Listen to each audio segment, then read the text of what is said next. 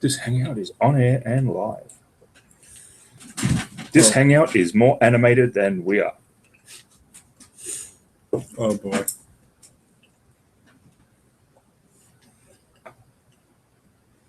So, what are you painting?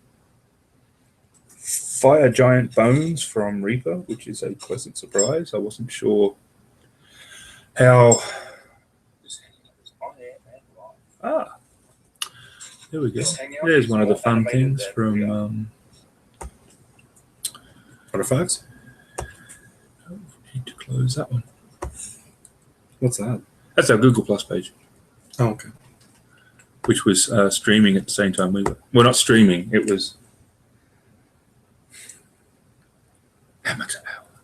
It's all his fault. Why? I didn't even do anything yet. If you have your YouTube feed open on the Hangout, there's always a delay. Okay. So you will hear yourself literally like once it starts catching up, but it's always like 20 seconds behind. So you start getting this weird echo effect, which just screws you up. But no, I'm happy with the bones, actually. I was always a bit, I was always a little elitist. I liked metal figures.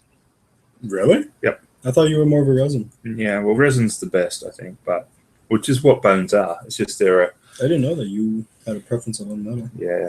Well, I think that a lot of the metal before used to look better. But the thing was, it was metal or plastic, not so much resin, because like when you went back to the AD&D era, and Power Rastra and all these the brands that had the miniatures out back then, they're all metal, and some were good actually, some were really good, some were a bit dodgy, or pewter led, so the pewter figures came in, sort of thing, and they were always better than when the initial plastic ones came out. The plastic ones felt more like toy soldiers.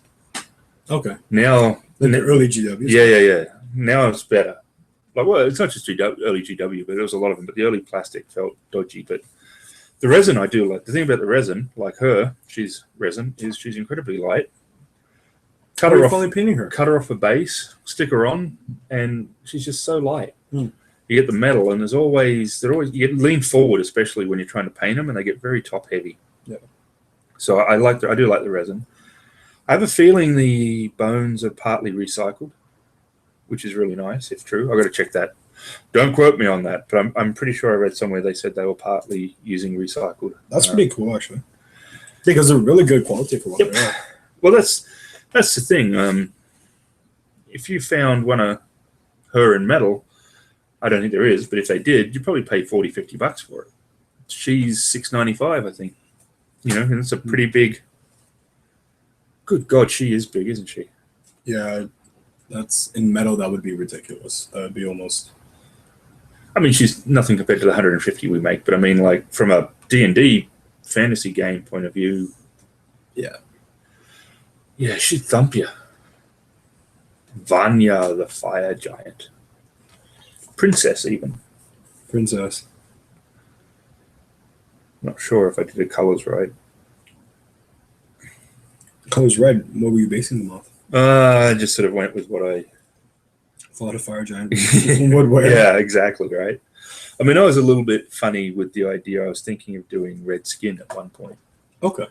And then I toned that down, and I thought I might put red skin. Then I thought the last idea I had, but I was sort of testing it. I wasn't sure it was going to work. I was going to put red, like lava strains over her skin, sort of thing. Not lava, but red. Yeah. Very visible, glowing red. Okay.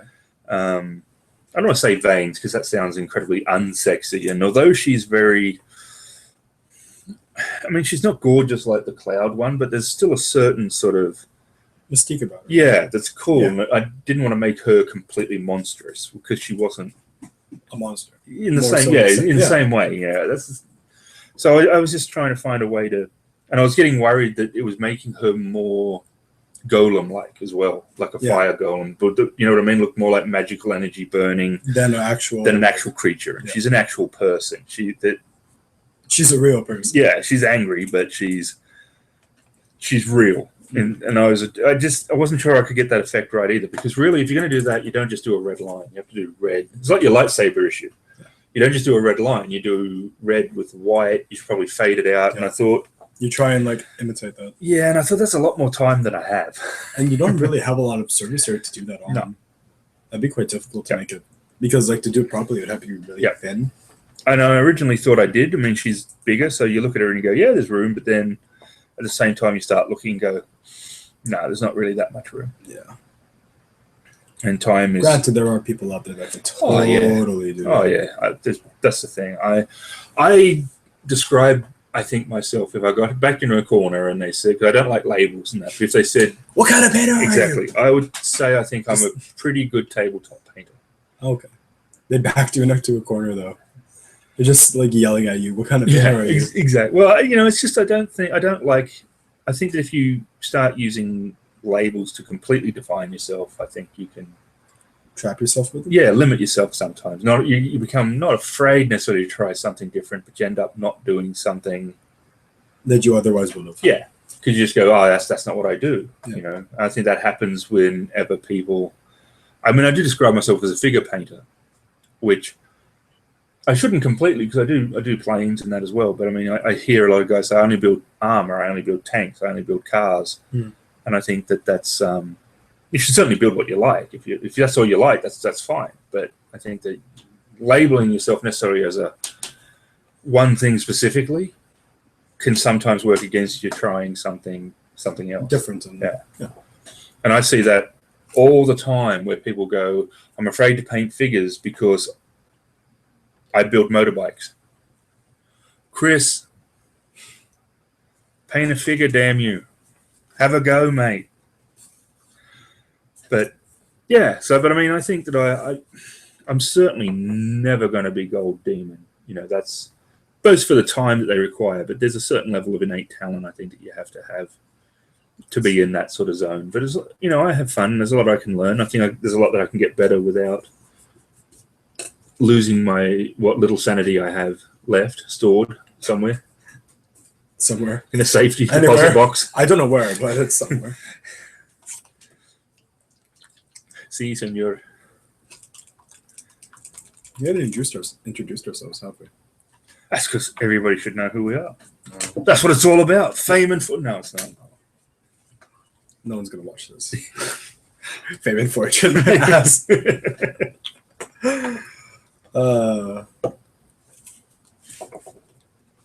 we do personas? Or do we put a name? Oh, no. A name? What is a name? What is in a name?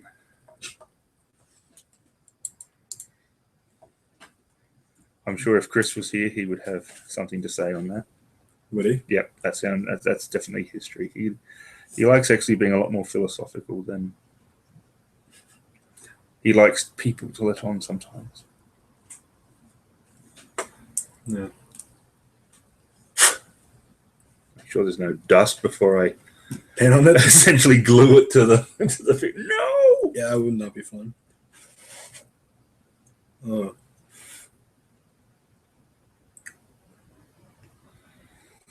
And this is the first ever hangout. Ever. Like the first, number one. I know. It's going to be it's not really a hangout when it's only going to be two guys talking about it, is it?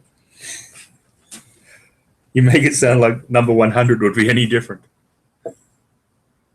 Yeah, that's kind of sad now. We're at number 100. How many people have watched your videos? It's not about the watching. It's not about that. It's not about the views. It's about the artistic expression. Exactly. Yes. We should do an interpretive dance. We'll get Chris to do an interpretive dance. An interpretive dance? Hope you're not volunteering here. He'll film a garbage bin. I remember that. I actually saw that one. What was that? He just went out. That's why I like his videos. Primitive modeling. Well worth a subscribe. He films the most weirdest stuff that have no connotation to anything else in the video or surrounding stuff, but he films it. It's an adventure. You never know what you're going to get. Some people would call that poor cinematography. Other people would call that What would other people call that? Wild, unbridled film, cinematic passion. But he keeps filming fake TSRs, which I wish he'd stop. TSR? Yeah, fake ones. They're all fake. You can tell they're fake. How can you tell they're fake? They're moving.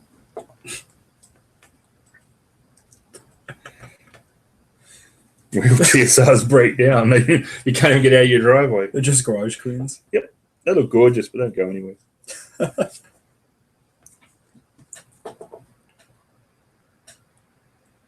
Oh, man. But no, I consider myself a good tabletop painter, I think, from that side of thing. I mean, there's a lot I can learn, but part of it's patience, which I don't always have enough of. Mm. Yeah, there's a fine line that you kind of ride when you're painting. Because I think between, like, you know, time and effort, really. Exactly. There's a fun factor. The fun factor is where that tipping point where it stops being fun. If you can get that zen quality about it, then I think that's when you can also really spend a long time on a figure. If you can hit that moment, because you don't mind then spending hours and hours and hours on one part, because it's sort of just therapeutic in a way. So much, yeah, exactly. I've not quite hit that point though, so I tend to have a tipping point where I'm ready to move on to the next figure, which is a downfall. You know, like it certainly is a downfall, because I think there's certainly figures that I could have done better if I'd have spent longer on them, but I hit that point and I have trouble once I hit that point of staying focused. Now, I could possibly put them on the shelf and go, okay, I'll try and come back to that particular one a little later on and, you know, have a bit of a go at it and see if I can make some changes. But yeah, I sort of have that. It's different though per figure. That's the thing. It doesn't seem to be like an arbitrary thing that's built in. I'm not hardwired to hit a certain, like, the same time. It's not like 10 hours per figure and then I'm done. It all depends on like how much you actually dig the figure, huh? Exactly. Like her, I've probably spent 30 hours on so far. Really? Yeah. Wow. And I want to see her done. I'm nearing that point where I want to see her done. And I get frustrated. What was frustrating me, and this was a bones issue, an absolute crap load of mold lines. I was surprised, and they were in annoying places. That's the one thing. In the hair and like yes, exactly. Sneaky places. Almost. Exactly. Now, I'm hoping the bones figures have been improving over time, both in the technology they've been using to make them, but also the way they've done them. But definitely, the new stuff looks brilliant. Yes, but this one, there was a seam was down the leg here, over her side, under her arm, on the sword. It was one was coming across her head, straight across the lines of the hair, which was very frustrating, and a curve on this one, opposite to the way that the hair was going. If the hair and the mold line were going in that same curve, at least you can sort of work it in. Yeah. So, yeah, that was frustrating. But other than that, once I started settling down and dealing with that properly, and part of my frustration was I didn't deal with that properly, because the first thing I should have done before any paint and anything was made sure I got rid of all of them. The most, the first thing you usually should do, right? Yep, absolutely. But the problem is when they're white, these are a stark, bright white, whiter than her when they first come.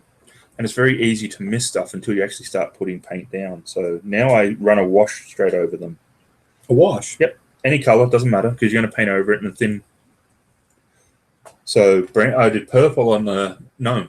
And your color's going to go straight over. It's not going to make any difference. Just a really thin wash, but it shows it'll pool on any of those lines as well. So if there's one you don't think you see, you'll see a little bit of the wash pooling on it. That's pretty clever. You didn't learn of that yourself. You didn't think of that yourself.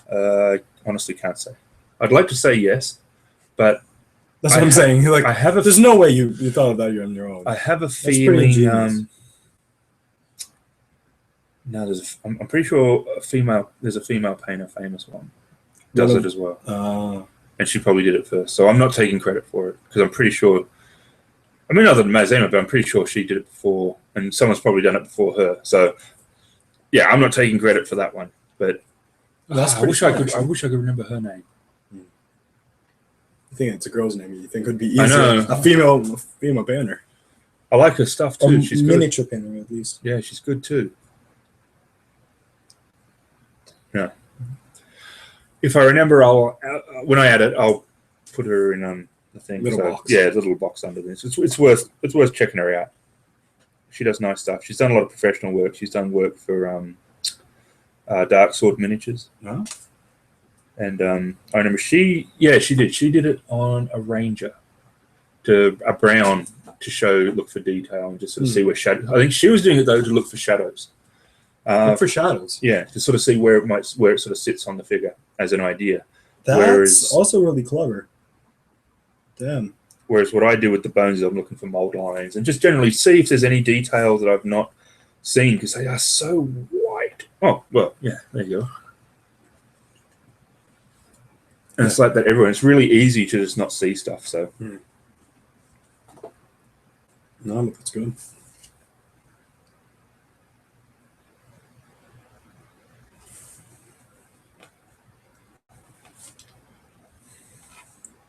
But I like figure painting. I mean, that's where I started with my RP and figures.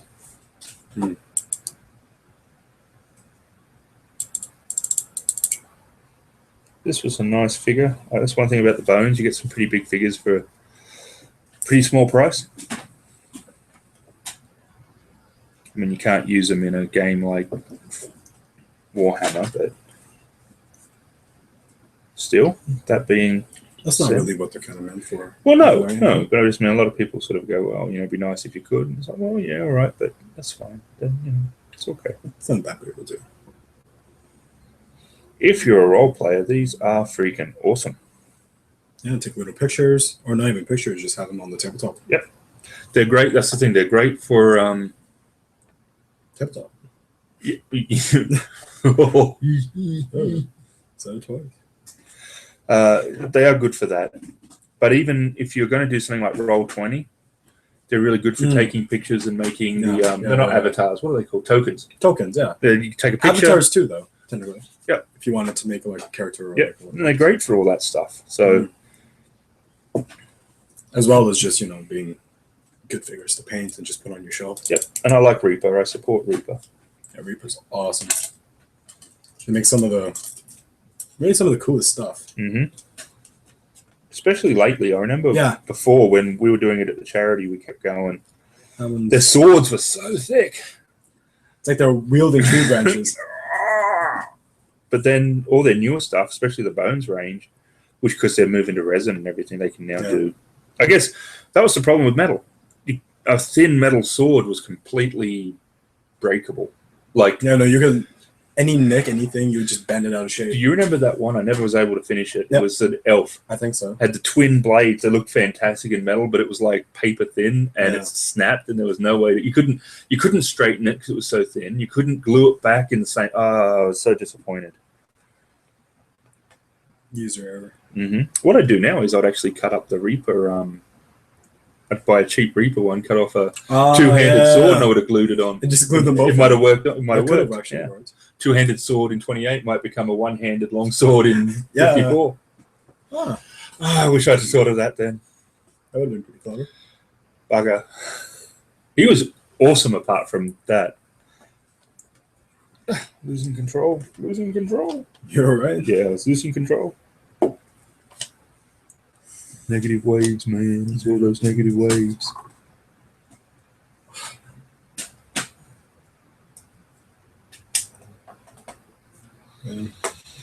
But they've got a lot of imagination behind them right now. Even this. I don't know why I was painting a fire giant. I had no particular use from an RP perspective. She was just cool.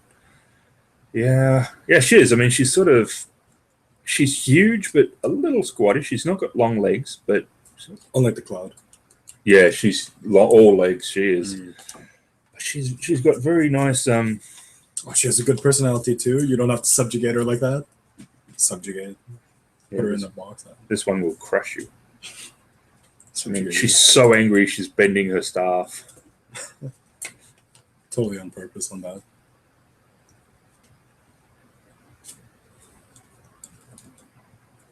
No, that's looking good. She's nice. She's fun. She's been fun. There's a lot of stuff.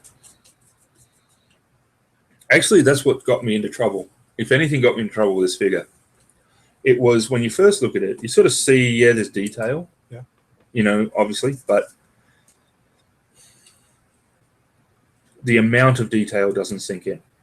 And you kind of overwhelm yourself in a way. Yeah, you sort of go, okay. I think what happens is, like, I sort of thought I'd be finished well before now. You sort of look at it and you go, okay, she's got, you know, you overestimate. Okay, she's got the things. Or you there. underestimate the miniature. That's exactly it. Because you sort of look at it and she's got, okay, you've got a bit of this, bit of armor, the weapon, okay. She's got her. It's like, you're just like, oh, it shouldn't be that bad. It'll end up all right. And as soon as you start painting it, you just keep hitting points where you go, there's detail here and there's detail here. And you then, by the time you finish that, and it's gone well over when I expected it to be finished. And I think that's probably anything at the moment, if I'm sort of like tired of the figure, it's not actually tired of the figure. It's, I probably... You didn't expect it to take this. Yeah, exactly. And that's my fault, not the figures, because that was me completely just not really looking at it. Yeah.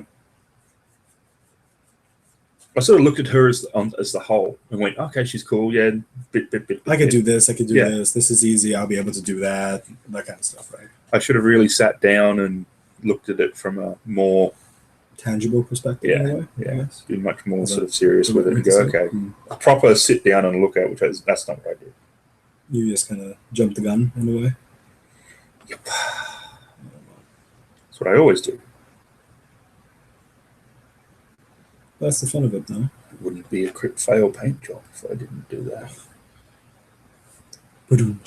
Roll credits.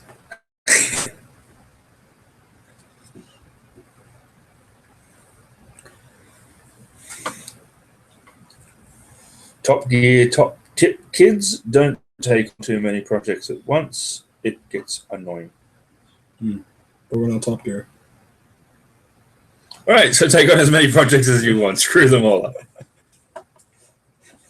Bugger you. It's your life. You do what you want. It's not my problem. Man. Horrible. Absolutely horrible. Life is a complete mess. You heard it here first.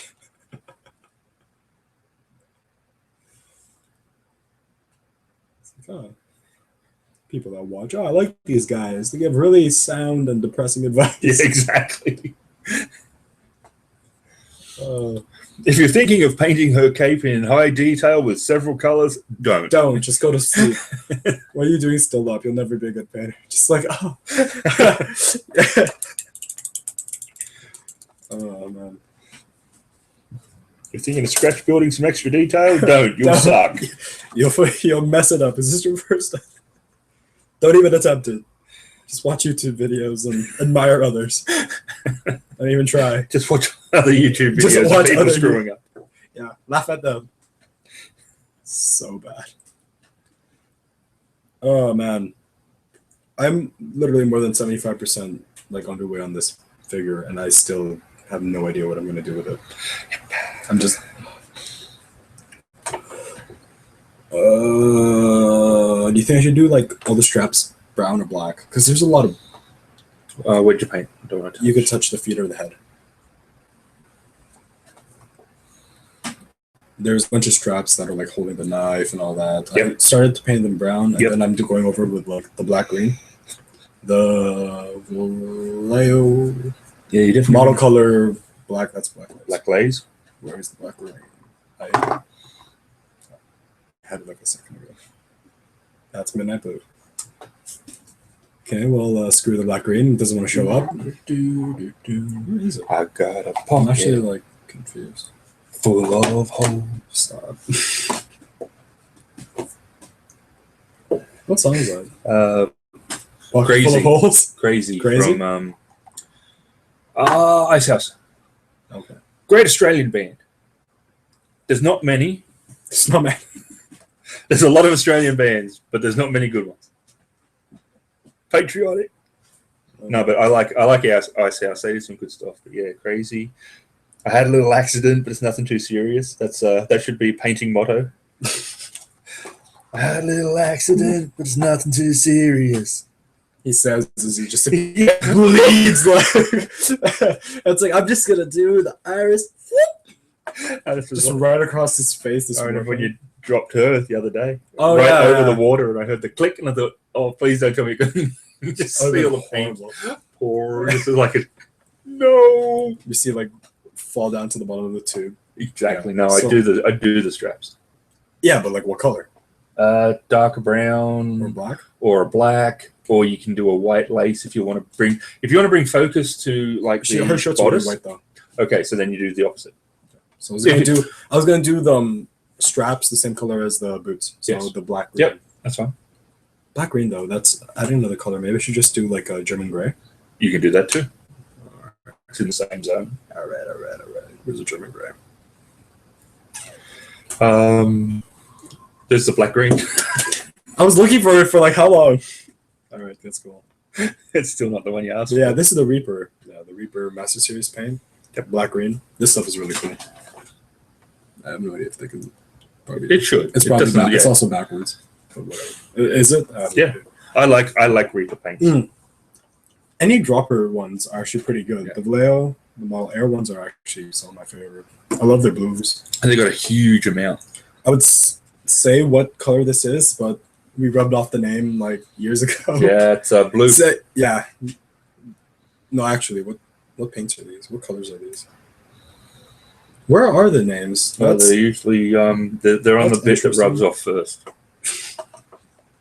Funny that. No, seriously though, they do seem to be on the bit that rubs off. Actually, I honestly can't find the name for this. No, that's bothering me. And Reaper has two ranges. Their regular one, which rubs off, there's just their regular one that rubs off. Master Series. We don't even know what colors we're using. No, I just that's exactly just. How are we going to keep track if we don't even know the names? Well, we're just going to call. That's actually a really good question. I'm going to call this Bob.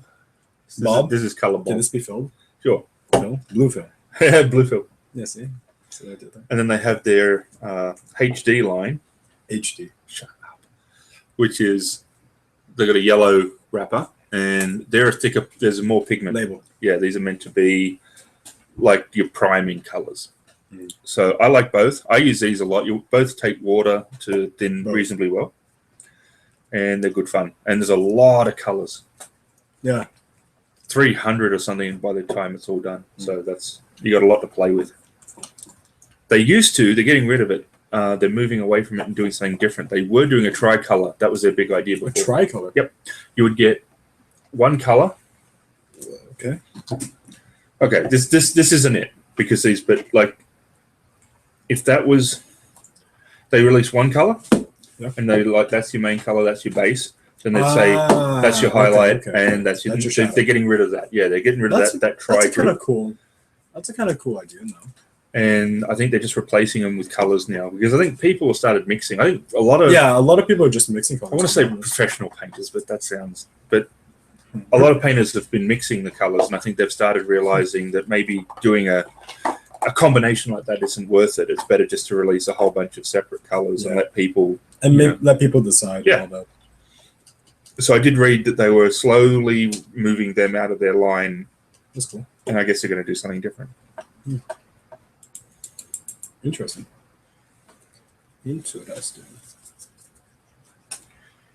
If you have the time, really water down your paint. It will take you a lot longer though to paint your figures. Paint your figures in more so washes if you want to get that really smooth. You should, especially good for cloth and such. Oh yeah, I think you should always thin your paint anyway, but depending on the degree is depending on how much time and patience you have. If you have no patience, but a lot of time, then what a terrible combination that is. I have loads of time but zero patience. You just want to get everything done, but you don't have the patience to do it. Just like, I have 3 hours to paint, but I want to get this done in one. Wouldn't that be nice? Though I guess it's kind of better. Actually, no, the reverse of that would equally be pretty crappy too. I have a lot of patience but no time. Yeah, that would be kind of crappy too. Then you'd be interrupted all the time. What are we talking about? Why are we on the subject? Who knows? Something to do with something. Sounds about right. Is this a bone or is this like a railroad spike? I have no idea. I'd show you, but I'm painting it. She's a vampire hunter type of person. Oh, that's a wooden spike. In which case, it would be a wooden spike. Yeah, no, it would be. Yes, it is. Yeah, that's exactly what it is. I've been painting it white, so that's cool. I'll just paint it. Oh, you can. An ivory spike thingy. The tusk. Like the yeah, but that's not wood. So maybe there's, I don't know, vampires that don't like getting stabbed. I'm okay getting stabbed. Actually, I don't mind it. Oh, is that ivory? Oh, that's a. You actually went a far way for that. Ignore what I said. Either way, it was stupid. Okay. I usually do that. So no worries about it. It's no really. I'm perfectly fine with being stabbed, just as long as it's not wood. Yeah. It's not entirely incorrect for a vampire. Well, I guess or either wood or silver. Oh no, silver is werewolves. Well, exactly. They wouldn't like getting stabbed in the chest with a silver thing either. I don't think just not like getting stabbed in general. I have a thing for getting stabbed. Paint it like Neapolitan ice cream now. Silver, wood. There's different creatures. I stab it once. Somewhere in there it's going to hit the thing. Just going to get... The hell? Before we start, do you mind telling me what your weakness is? I'm a vampire. Okay, wood it is. Thank you.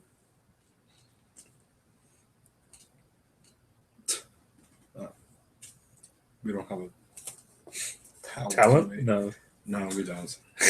Why are we doing this? Talk lots of crap. But we haven't. We just only to each other.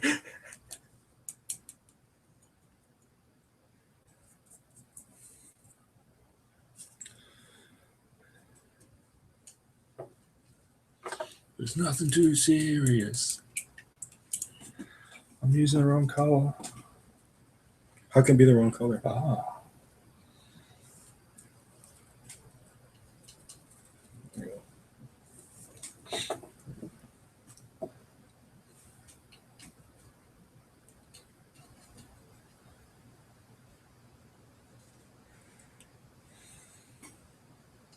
Oh, you started her. Yeah, just while. Isn't that her hair? Yep. You painted her a redhead? Yeah. What's with your red? You're on a red thing. I had to paint. Yeah, but you're on a red thing. Yeah, I am, but I had to paint. I was actually thinking of doing the cape red, and I thought the cape red would have been nice. I know, but it's not very rangerish. She's sort of hiding in this forest with a red cape. She could be our lava ranger. She goes to. She hangs out with the fire giant. Yeah. There. How do you know? How do you know that she's not a minion or something like that? It's like a red. I don't know. No. Fire giants are allowed friends too. Don't discriminate. Exactly. No fire giant racism here. They're cool. No. Angry, but cool. They're not angry, they're just misunderstood.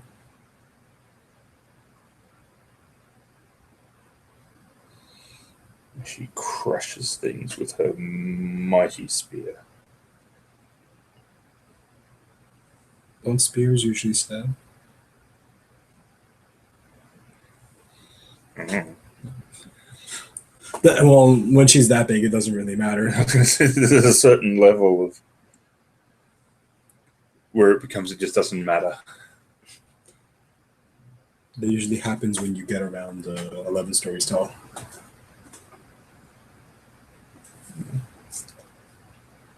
No, she'd be like 2. She's about 12 stories. 12 stories. 12 feet. Yeah, she's like 2. She's like 1.5 story. Yeah, because like usually, she's like 1.5.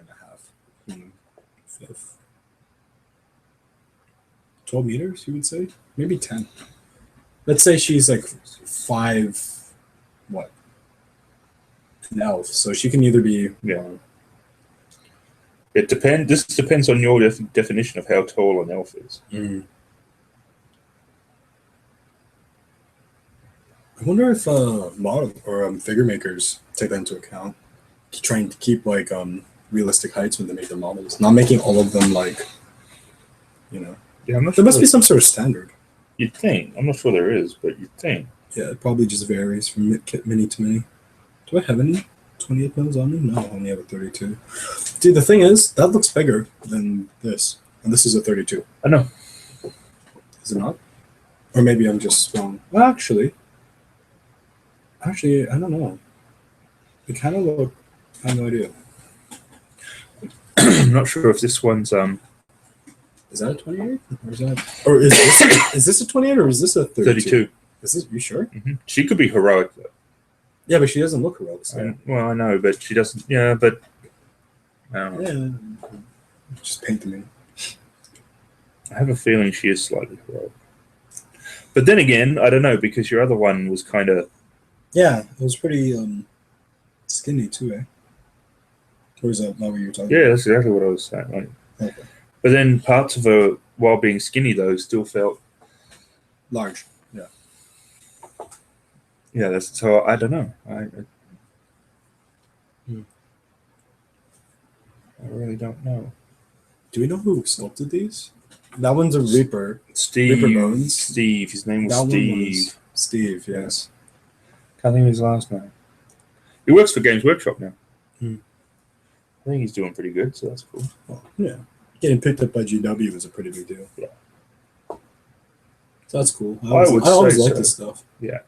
Oh, yeah, that's what I mean. I was very happy that he got work for GW because that meant he had work and all that stuff that comes with it. I'm just a little sad that he's not making like sculpts anymore Exactly. that he's selling, because that elf really is one of my favorite like 28 mil elves. She was pretty awesome. I wanted to get the was there a 54 There version was, of her? yeah, there was a big one, big version of it. Yeah, like this size. Yep. I think she's also one of his, isn't he? Yeah. I really And want. so is that chickie I have wherever she's sitting, the assassin Oh yeah. on the rock Yeah. with the dagger, No. the political one, which I think she's just like, how did I end up out here? I'm elegantly dressed and designed for the ball, but I'm out in ruins.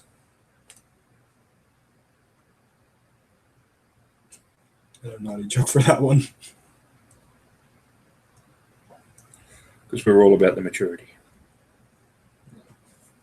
No, we're not. We're all critical failures. Yeah, I know.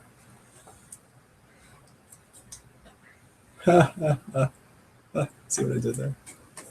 I used her name. Boy, I didn't bring orange, did I? Orange? Yeah. Want me to get the case? Yeah, maybe. All right. Where are we gonna put it? There, yeah. That's right. Did you want me to bring something else while I'm over here? I don't know. Is there anything else? I don't know. You tell me. It's your house. Do you actually see that? No, I can't see anything. I'm blind. Good. That answers that question. So what? Is the chickie on the rock over there? Do you see?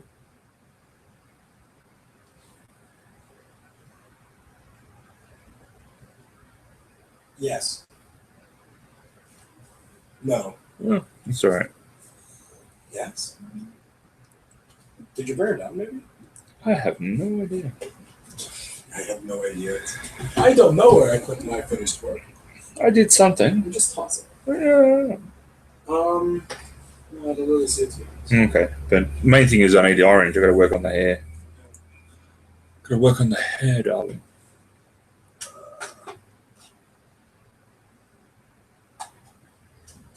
What is this? Oh, okay. I'm going through your crop now. I will do a shameless plug for RTB Models. It's a Facebook group run by Lenny. Name drop.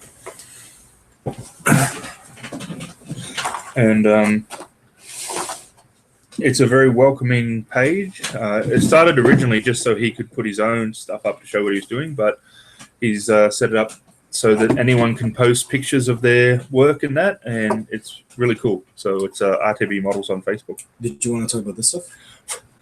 Which stuff? The black case of doom? No. The pen. Just Oh. because we were talking about. I was going to see which orange there was. No, we were talking about the paint before. So. These are good though. We got this at What are you Christmas. doing? I'm looking for my orange.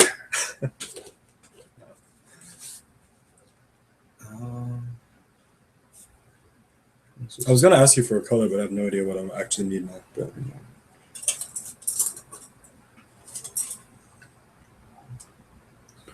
I might use those two combinations, but yeah, you can get these cases. I quite like them.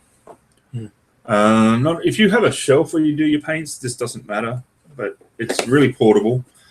This was the set number 1, so it came specifically with these colors in mind. But you can get these cases from Reaper without the paints in them, and then you can just if you've got paints, any of the normal size bottles, not just Reaper, but basically any of these sort of ones fit. Vallejo and etc. And it's very transportable. So if you're going to a club meet or something like that, if you actually paint there, if it's a club where you actually do work there, it's a great way of transporting safely.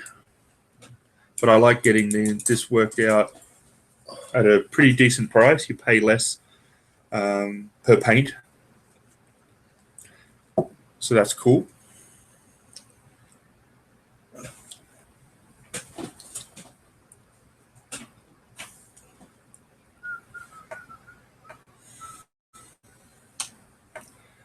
Darker first. Darker first? Darker first. Darker, darker, darker. Darker, darker, darker.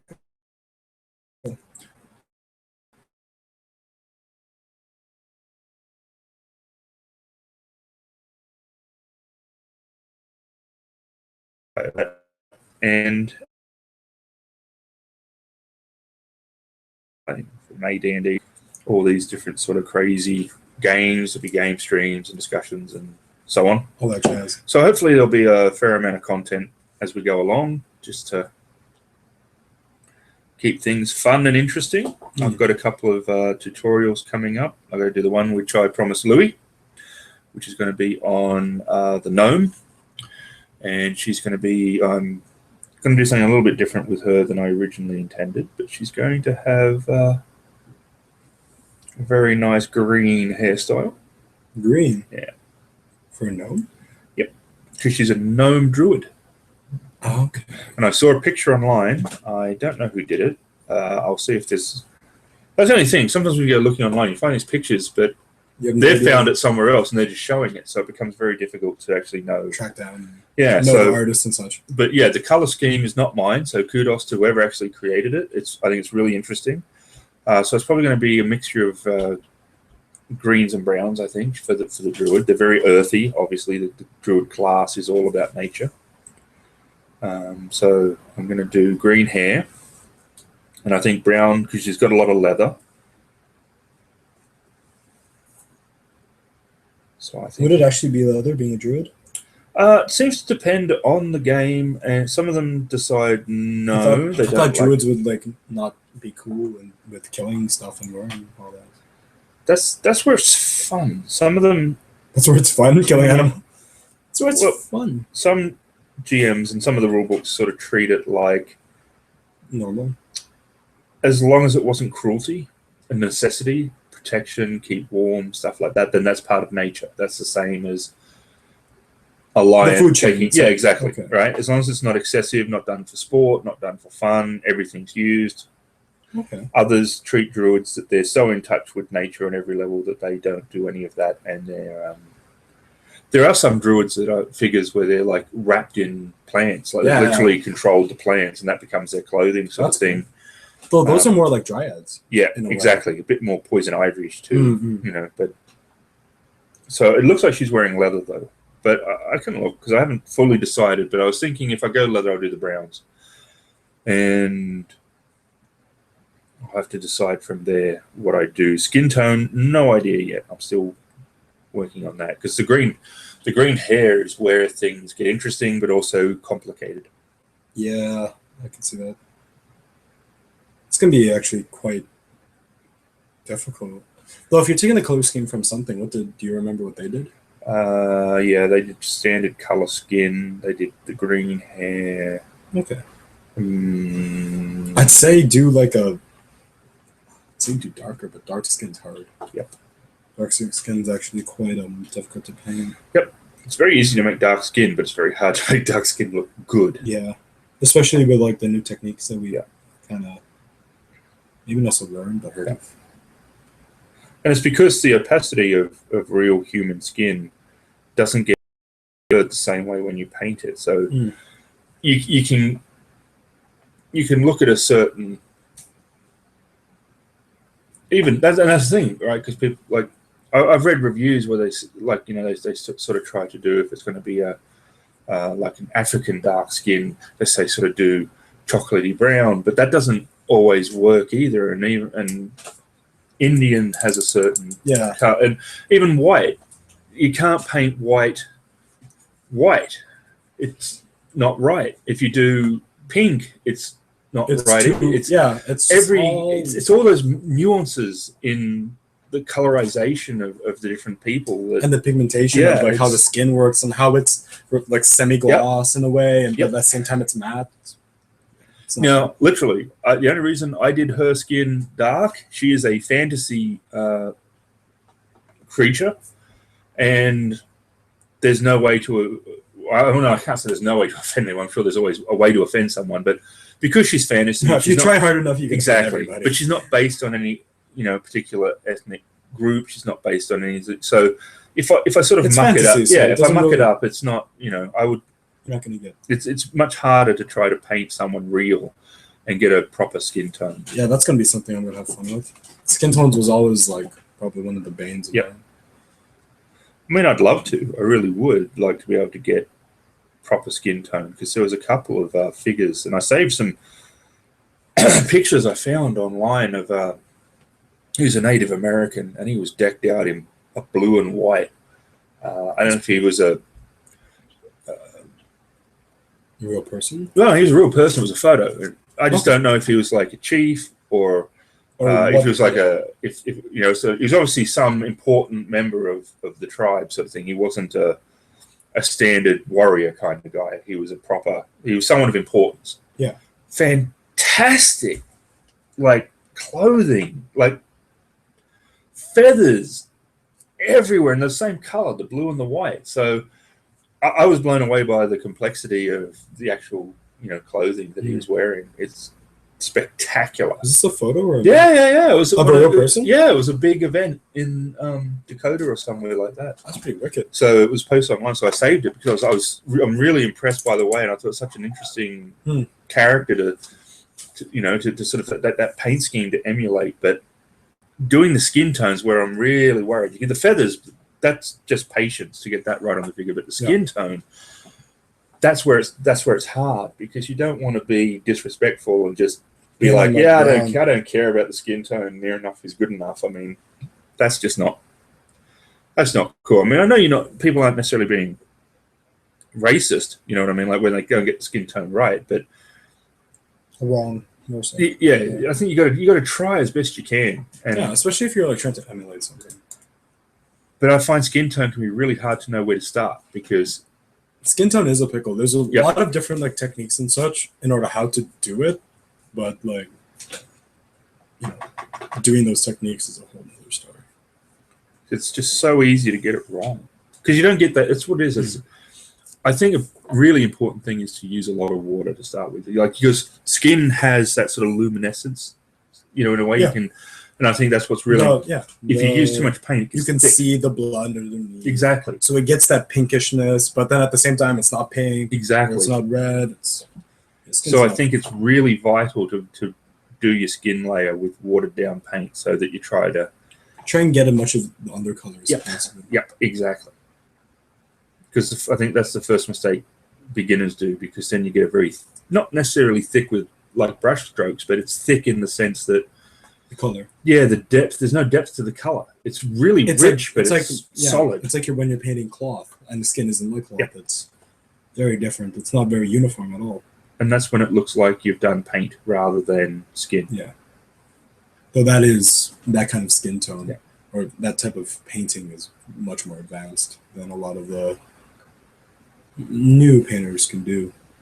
And I think that's why a lot of Even time, like some of the more experienced ones, that's quite difficult to do as well. and I think that's why so many people go with Mm. basic skin tone. It's sort of like, It's the easiest to kind of replicate Yep. and do well in. Yep. Because and I think people are afraid that the environment that we live in sometimes, if you get it a little bit wrong, you're worried about that backlash. yeah, you could have someone say, well, you're not. It's like, if you were trying to do an African American, Yeah. why is he black? Yeah. Or why is he that shade of brown? Exactly. It looks like a caricature. Exactly. And Yeah. it's a hard one to talk about, because if you start, it's very easy to start sounding not racist, but just insensitive. Yeah. You know what I mean? Ignorant in a way. That's what I mean. And you're not trying to. It's just like, and you don't also want to say like, oh, it's because of my lack of talent at the same time. Yep. Or like, maybe not even lack of talent, maybe just lack of technique. Yep. Or knowledge of the technique. So yeah, it's not fun. Because I remembered it was a long time ago, there was a guy on YouTube and he was talking about doing African American skin. Oh. And he had black and it was tire black. And he's like, don't use this. Yeah. You know? No one is ever this color. Exactly. Ever. Exactly. And I'm like, yeah, I get where he's coming from, but it's really hard to sort of talk about. So I think people go, well, this is safe. It's not even a good color. For Which one is that? This is standard. Just flesh tone. This was a sample, but I think this is their standard flesh tone. Okay. There's a really good one actually for elves at least. Yep. Is it made in flesh? Made in flesh. And then that one's really nice. And then if you do like a wash over it, whether it's what I really want to do actually, I want to do the made in or no. How was it that was in that video? They did like a dark and then a light and then like a red, right? Yep. Yeah.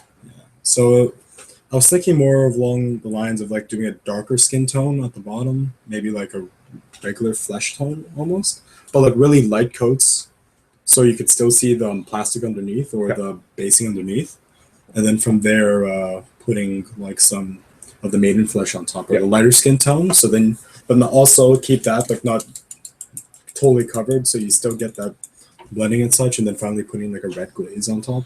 Because I think, that's what I think. I think if you're going to do ethnic skin, you've really got to thin it down. I think you've really got to have a go at layers and watch a couple of videos too. Yeah. Just to see how other people do it. Yeah, especially, and see if they get it wrong. Not to be like, ha, ha, ha, but see especially if they get it wrong. On larger scales when it comes to like 54 mil and such. Like especially if they're showing a lot of skin. Yep. That could really like maybe I guess make or break your mini in a way. Oh, skin, I think absolutely does make or break a mini. What I find so many, and I don't know why it is, but skin tone and this one, but not only this, Games Workshop did as well, Vallejo did as well, had lots and lots of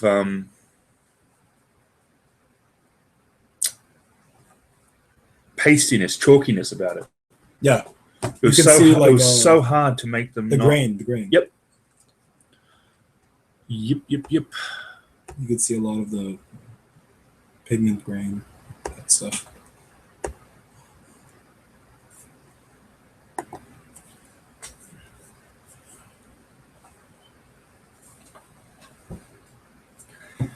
And that pastiness, that chalkiness, it's so hard to get out. I mean, you can try with the watering it down, but sometimes that doesn't always help. The new GW stuff is really good, though, I think. Especially the technical line. Oh, I love the technical line. I'm not a fan of the pots. I still hate those damn pots. They're horrible. They should really try and go to like droppers or something. Yep. It's just consistencies. But there is some really nice stuff. They have one that comes with the sand in it. Yeah. I like them too. I mean, okay. It's like, is it really worth getting excited about? No. But is it interesting, and is it cool to see a company trying something different? Yep. Yeah. Because, I mean, technically, all you have to do is you get your color and put sand in it yourself. It's not exactly rocket science. But it's still cool, and it can, in a way, it can get a really nice effect when, depending how it goes. So, I think it's worth getting, for what the price is. But I don't like their pots because they will dry out, and that's the thing I don't like. Because which one was the one that we had since White. like? Oh, yeah, the white thing, but there's a yellow in here from Vallejo that's 5 years old. That's the one. That's 5 years old. Yep. Still good as it was. Yeah. That's great. And we have the 1 year old white from GW, and it's solid. There it is. Yep. A little bit, but we can still use it, but it's solid. You can't actually. We're gonna have to take like a paint mixer or something to it and try to break it up. And put some water or something to try and break it up. Yeah. Good paints though. Other than that. Yep. They have some wonderful colors. If fantasy, no good for military, but if you're a fantasy painter, yeah, they've got some good stuff. No good for actual proper military. No. I mean to say. Yeah, because they have a military line. The 40K line. Oh yeah. But yeah, it's like sci-fi. I meant like German, proper, British. Yeah. Historical. Yeah. Historical. There you go. Historical. They're no good for historical. Do they have like some kind of olive drabs? Some of their stuff could probably Ketchian or whatever they are. Ketchian green or something. Yeah, something like that's as olive drabbers, I think they get. That one's always a nice color. Yep. I like that one actually. Yep. How drab is your olive? Dry. How dry is your olive? Yep. It's olive dry. It's a horrible joke. And we've used it several times too. That's so pathetic. Oh my god.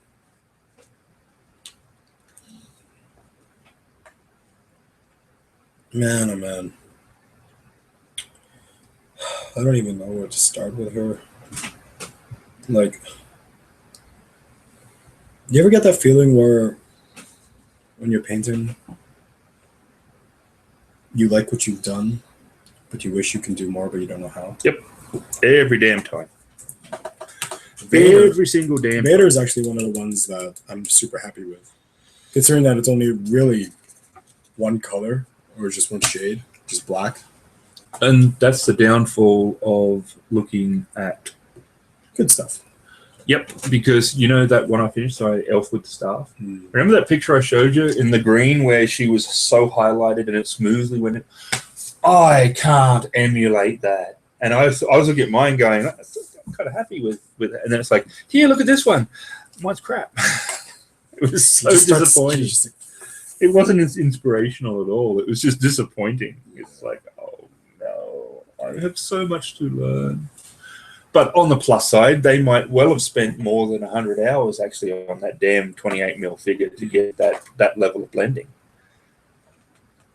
And my OCD will kick in well before that point where I will be wanting to build Lego or something before finishing that damn figure. It would just be, do not want to. I'm done. I don't want to do this anymore. Yeah, I know what you mean. I know that feeling.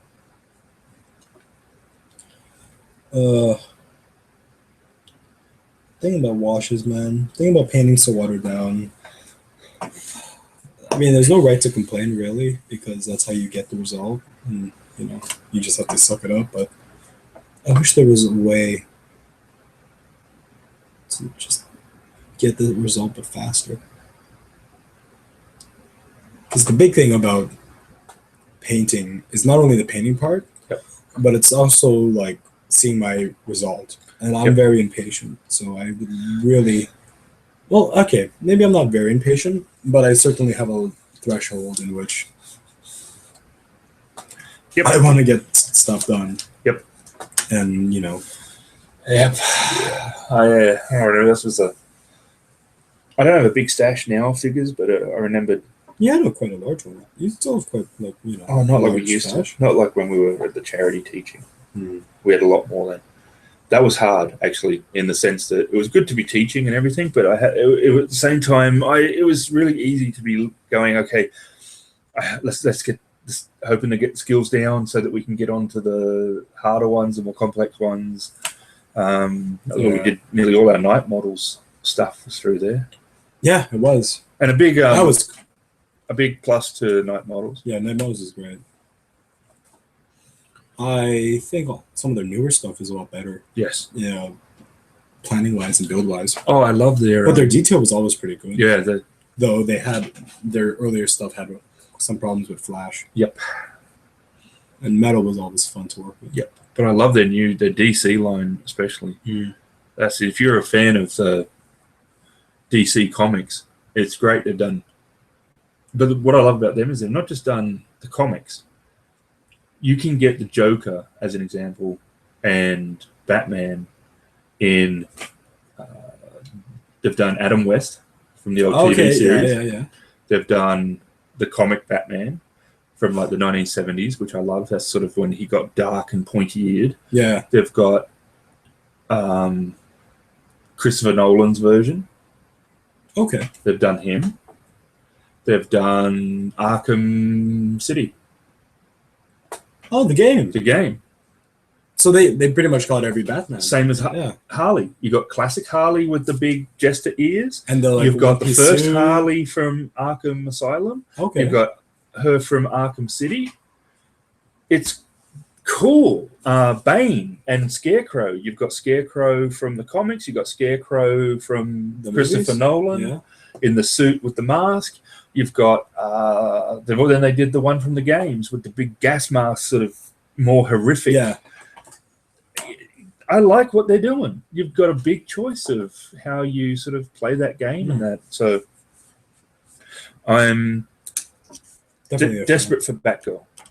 Yeah. There's a really cool Batgirl figure of a running size. That's one I really want to do. That I'm going to see about it early next year. I'll see about picking her up, I think, because I've still got some stuff to do. Yeah, I got that other giant and learning. Although that's another trick there. Looking at her, I think not much detail. She's easy cloud giant. But I made that mistake with this one. So I'm not making the mistake with that one. Oh, so you're going to go much... You won't learn from your mistakes. I'm assuming she's got more detail than I'm originally expecting. Well, all that skin is going to take you a long time. Yeah. Oh, dude. You said you want to do the skin gray? Yeah. How are you going to paint it? I don't know. You're going to try and do the technique that I was talking about, right? That like a layered one with the wash? Maybe. Maybe? Maybe. What were you planning on that? I don't know. And Gil, thank you. Red Dragon Model Works. I'm going to use the Easy line. Very awesome stuff. He recommended it. It's really amazing stuff. And I'm going to attach it from the top of the bow to the bottom of the bow. So she will have a bowstring. Oh, you're going to make her a bowstring? Yeah, it's easy. There's 2 flat panels too. So you just have What the hell is the Easy line? It's an elastic line. You can use it for rigging, but and a whole bunch of other stuff. You can use it on ships. You can use it on a lot of things like aircraft. You know, the antennas. Yeah, those antennas, rigging. Yeah, everything. Because it has a bit of flex to it. That's what it's designed for. So you can attach it and then. How do you attach it? Super glue. Oh, you just super glue one end to it and then you stretch it out. And depending on the. Wait, then how would you attach the other end if they're super glue? To what? To the whatever. You drop at each end. Okay. Oh, that's gonna. And don't that'd stretch be a little. it. That'd be a little. It can stretch quite a long way, but you don't stretch it too far because then the more tension, it's going to want to pull back more. But a little bit of easy line here, a little bit easy, stretch it down. A bit of super glue at both ends here, and that's cool. Stretch it out. Or what I'm thinking of doing, put a bit here, glue it in, and then stretch it out. Put the other bit there, glue it in, and then once it's set, snip. Just to make sure there's a little excess, just snip the excess off. The excess, yeah. Make sure it's down nice, and then I don't have to be 100% exact, and it will still be okay. A little bit of time. I'll deal with it when. Yeah. But Gil recommended that stuff, and that's a good recommendation. It's a very nice. Looks like a really good product. It is. It comes in 2 different thicknesses. So you can use it in different scales or whatever. I'm going to also use it for rope with something. I don't know what yet, but I will use it as rope. Cool.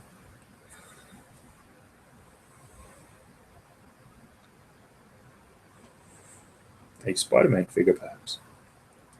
Oh, okay. And then actually, Like he's like web coming out of the swing, ring, yeah. or hanging. If he's What a color hanging does figure, it? What color does it? black. So you can once it's done, you can paint it, Okay. dry brush it. I was just wondering.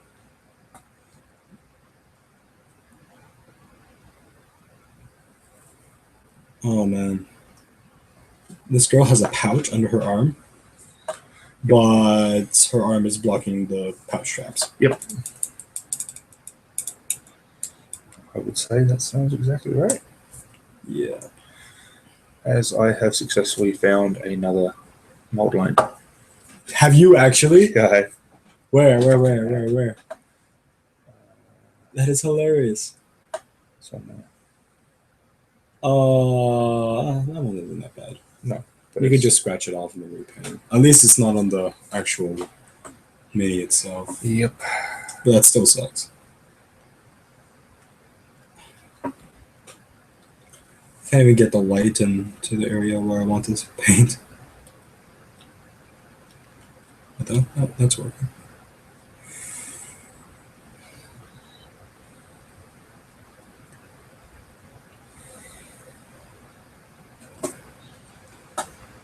So you said you were going to use that for a mini game. Which one exactly? Pathfinder, I think. Pathfinder? Right. I think she will make an appearance in Pathfinder. And yeah, I might use her as a hirer. Zone needs something done, but she's angry with short temper. So I'm waiting for Louis to say something cute and stupid. So he might get smacked around some. What about your other games? Any characters? There's loads you could use in D&D. I mean, that's where Oh yeah. Critical Role. I mean, that's where they were using things all over the place. Although it was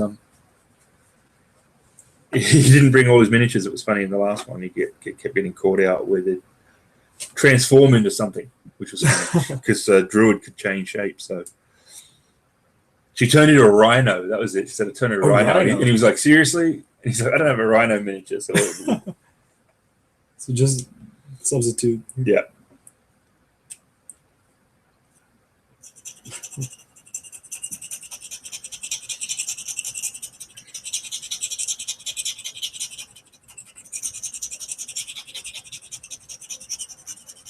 My favorite palettes are wet palettes, but failing that, this is good. Wet palettes. Oh, awesome. Truly, wet palettes are amazing. I've never actually used one. They keep your paint wet 24 hours. 24 hours. Wow. I closed it up. I went away, came back like a full day. Still usable. Huh. That's pretty wicked. It wets it from the bottom, right? That's the thing. It keeps it moist from below, so it's really cool. It's great for mixing on. You can put different colors, like in a triangle, and you can mix it in the middle. How do you make a wet palette? You got to get cooking paper, which is a wax-proof paper. I think it's called over here. So it's a wax-proof paper. You've all seen it. If you don't know what it is, ask your missus. They'll know exactly what it is. It's used in the kitchen. Ask any friends that are of a female disposition.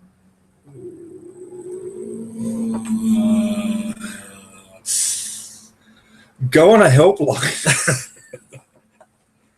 But yeah, it's the kitchen paper. I'm just wondering for the people out there. That's all. I'm not projecting. What are you talking about? Things that you put cookies on. If you're making cookies, like you put the dough onto Never baked once in my life. I've had cookies, but only bought. But you just put it on that.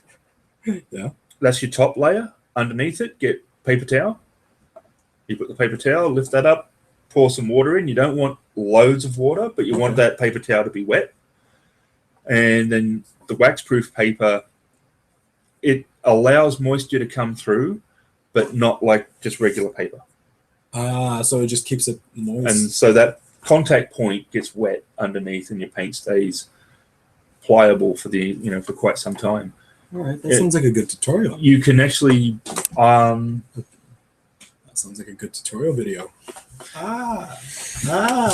Ideas. Yes. You can homemade these dead easy.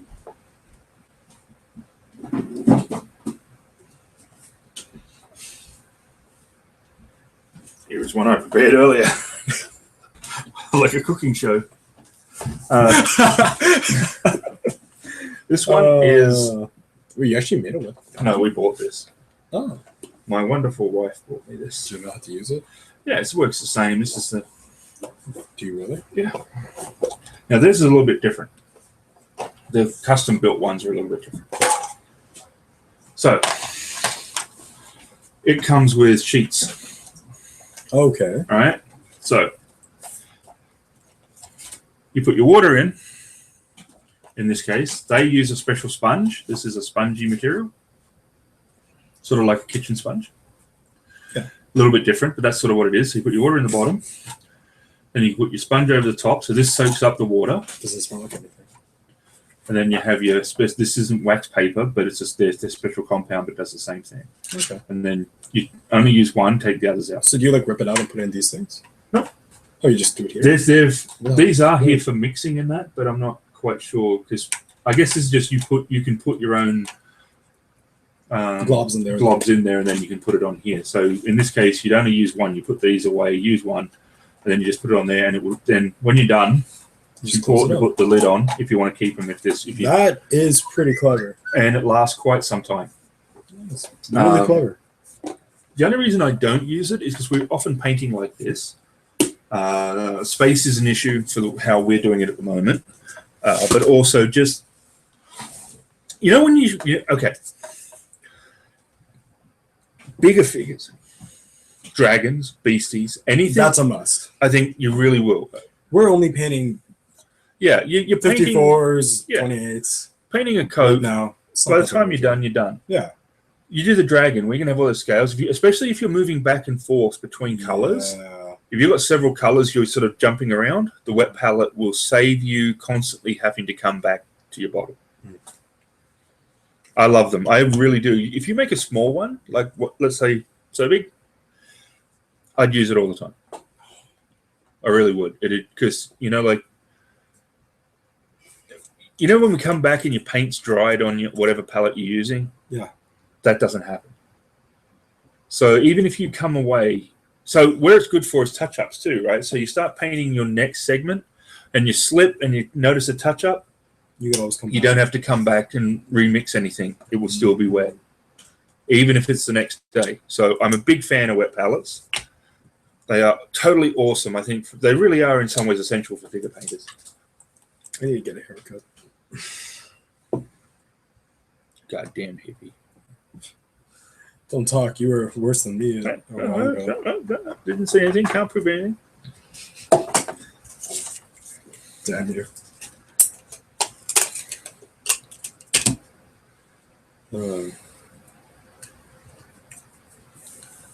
We still haven't introduced ourselves yet, have we? That's because we're relying on one of two things.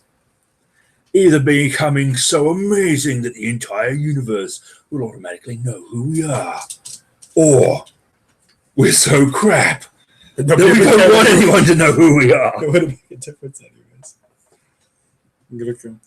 We just become so crap that we just go back through every video and just blow out all our faces. Exactly. I'm going to do that too, actually. I can do that in Premiere Pro. I want to do one where you do a thing dissing someone and then but move. We keep it. We don't lock it. So so it comes out everything and then you reach for something. Yeah. Skits coming never. Right.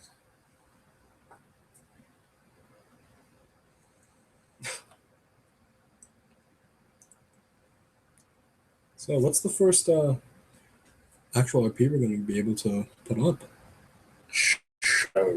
Shadowrun. I think that'll be. What's the premise of that? Actually, I did like the premise. The future being run by corporations, which is funny because that's happened a little bit sooner than I thought. When did the actual thing come out? Like when? What vintage is this? Vintage. It's a blank. I was hanging with a really cool food called Peter Love. He changed his name to his mother's maiden, and before that, which is confused some people because we still called him Downsy. Downsy. Yeah, because he was Peter Downs before, so we called him Downsy. That's a little mean. That's an Aussie thing. It wasn't meant to be mean. We just It's an Aussie thing. yeah. It's an Aussie thing. It wasn't. We in water rooms. But I remember his father had the tobacconist at Lennox Head. I remember that. He was still there, and he was out at Tinton, I think. Tiny little town it was. Like the house, it was cool. Nice little house. Tinton has, or had, basically nothing. It was one of those tiny little towns. It's got a bit bigger, mainly because the bypass has gone in, I think, now. So people, you actually you don't go through the centre of Tinton, but you go close. So I think they might have added some stuff to appeal to people going from like Brisbane to Sydney because it's a long drive. But I remember that. I know that drive. That was a fun drive. So I remember that sort of stage. So you would have actually gone very close to Tinton probably. Okay. So I remember bits and pieces, things like that. But the actual year, but it's early, right? I'm trying to think, Robotech came out when I was in junior high. And a big plug goes to Military Sims. Love you guys. They're an Australian company. They were doing RPGs so many years ago, like selling. They were the distributor, and they were such a good bunch. And they're still going. So a big shout out to Mil Sims. Love you guys. Totally cool. And I remember that coming out in when I was in junior high. But Shadowrun probably wasn't far after that. Wow. So it's quite an old game, even though it's in 5th ed now, but it's really quite an old game. It has really old lineage. Oh, yeah. It's got a pedigree. Was that around kind of? That wasn't around. That was way after the D&D first came out, right? Oh, yeah. D&D is the granddaddy of them all. Without D&D, none of these other ones would have come. Or at least, I think it's reasonably safe to say it. You know, it's like... Well, was there anything before D&D that was similar? Not in the same way. I think there was some party games that sort of relied a little on acting. Okay. But not in the way that D&D promoted heroic adventure. No real RP the way we see it today. That's right. Right. I think without D&D, I don't think necessarily this would have happened. Okay. So, speaking of which, the first ed, we did a review on it. Yes, we did. Yes, we did.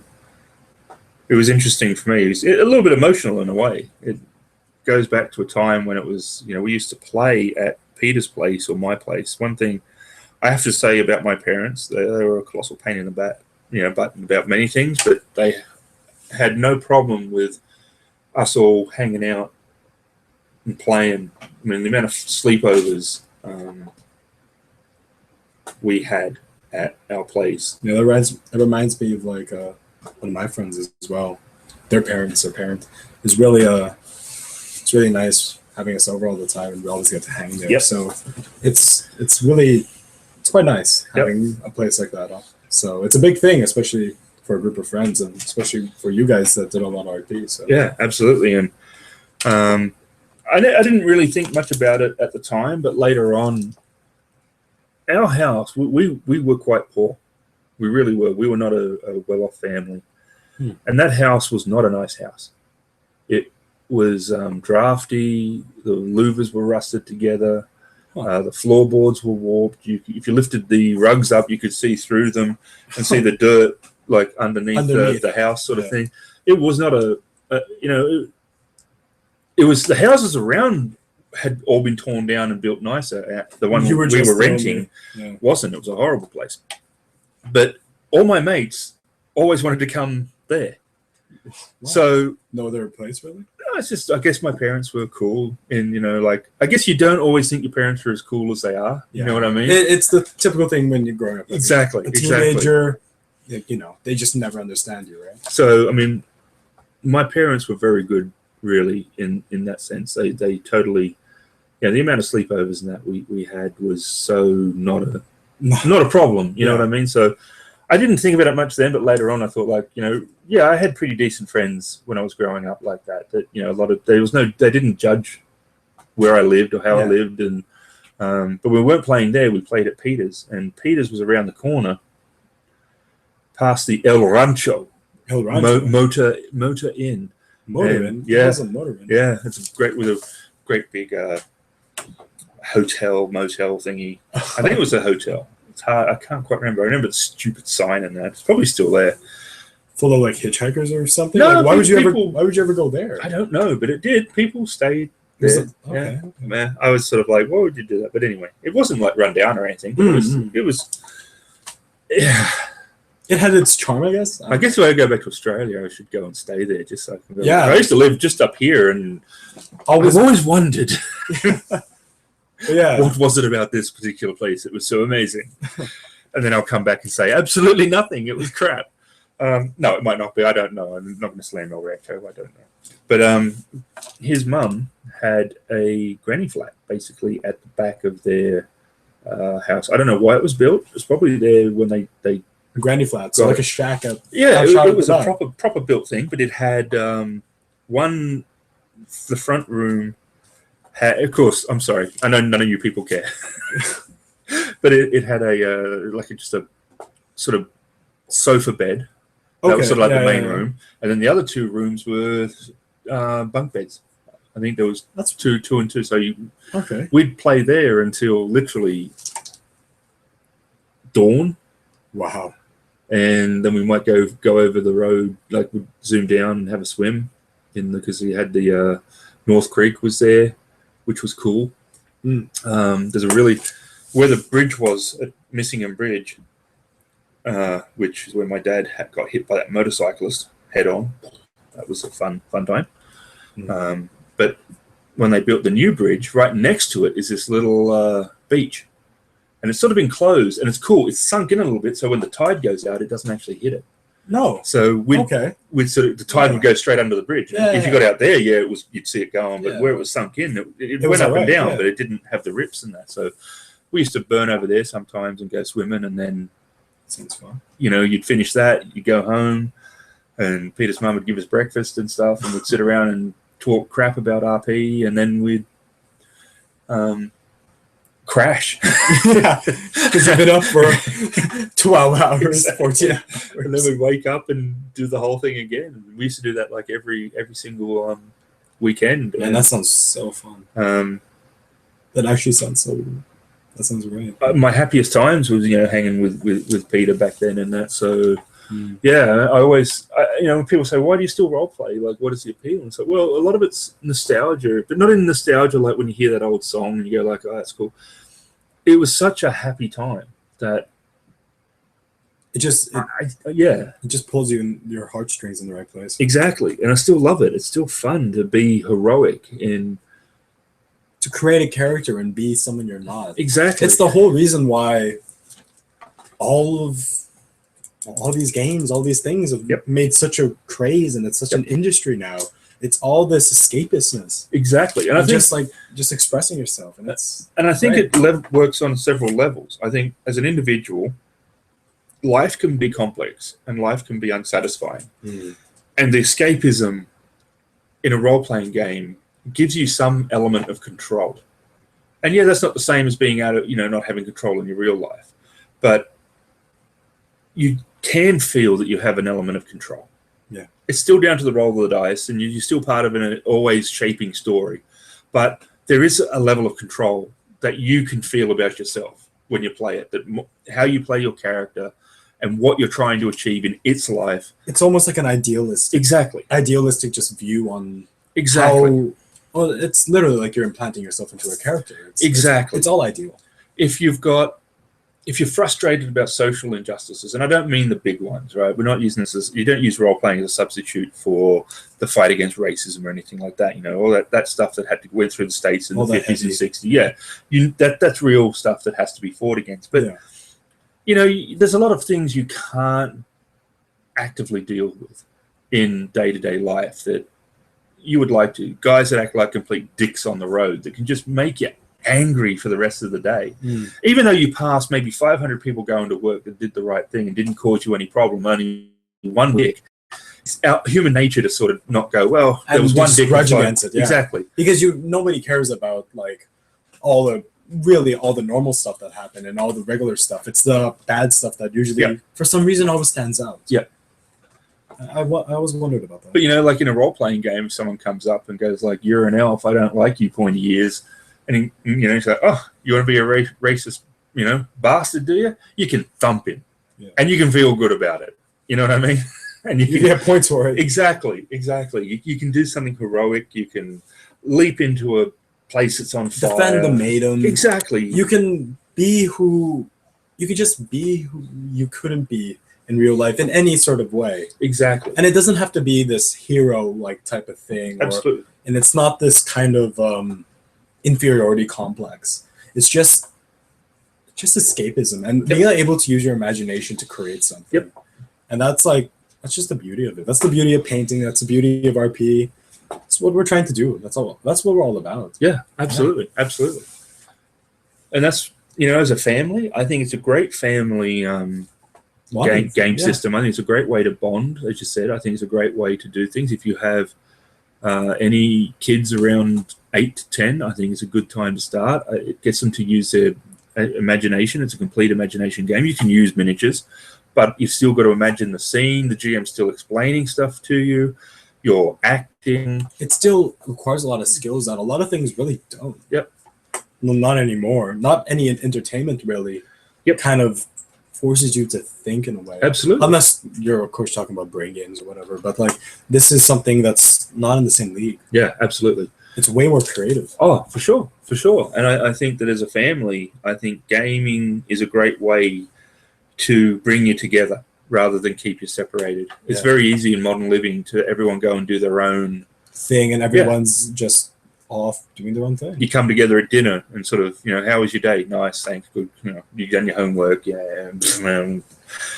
Gaming is a way to be completely engaged in the way the family interacts, and you learn stuff about each other. You learn things about the way they model their character, especially when it's I'd like to say the first time you play, that everyone kind of knows what they're doing and everyone's experienced enough to know, and they actually take this, everyone's kind of enthusiastic. That first time you play where it's like, okay, this is the first time we're actually going to play. We're not going to just do random things or whatever. This is the first time we're actually going to put a lot of heart and effort into it. You get to see how people play their characters, and a lot of time these characters are almost mirrors of themselves. Because that's they want to play this certain way, and you get to just learn so much about each other, and then you get to interact with that as well. It's brilliant. Nothing replicates that. It really doesn't. And then you can be surprised. I had before in Australia, there was a time when someone came to us when we were talking, and they said that their kid, who was 12, had been withdrawn and sullen, and they thought, it was sort of antisocial and that. His character was incredibly heroic, though, they said. And they were seeing the person he wanted to be. And in a way, it was helping the kid, but it was helping them understand what he's going something about what was going on in his head. So I'm a huge fan of what RP can be, other than just being great, overacting, and a laugh. There's times when... Which is really the best medicine. Exactly. Happiness, man.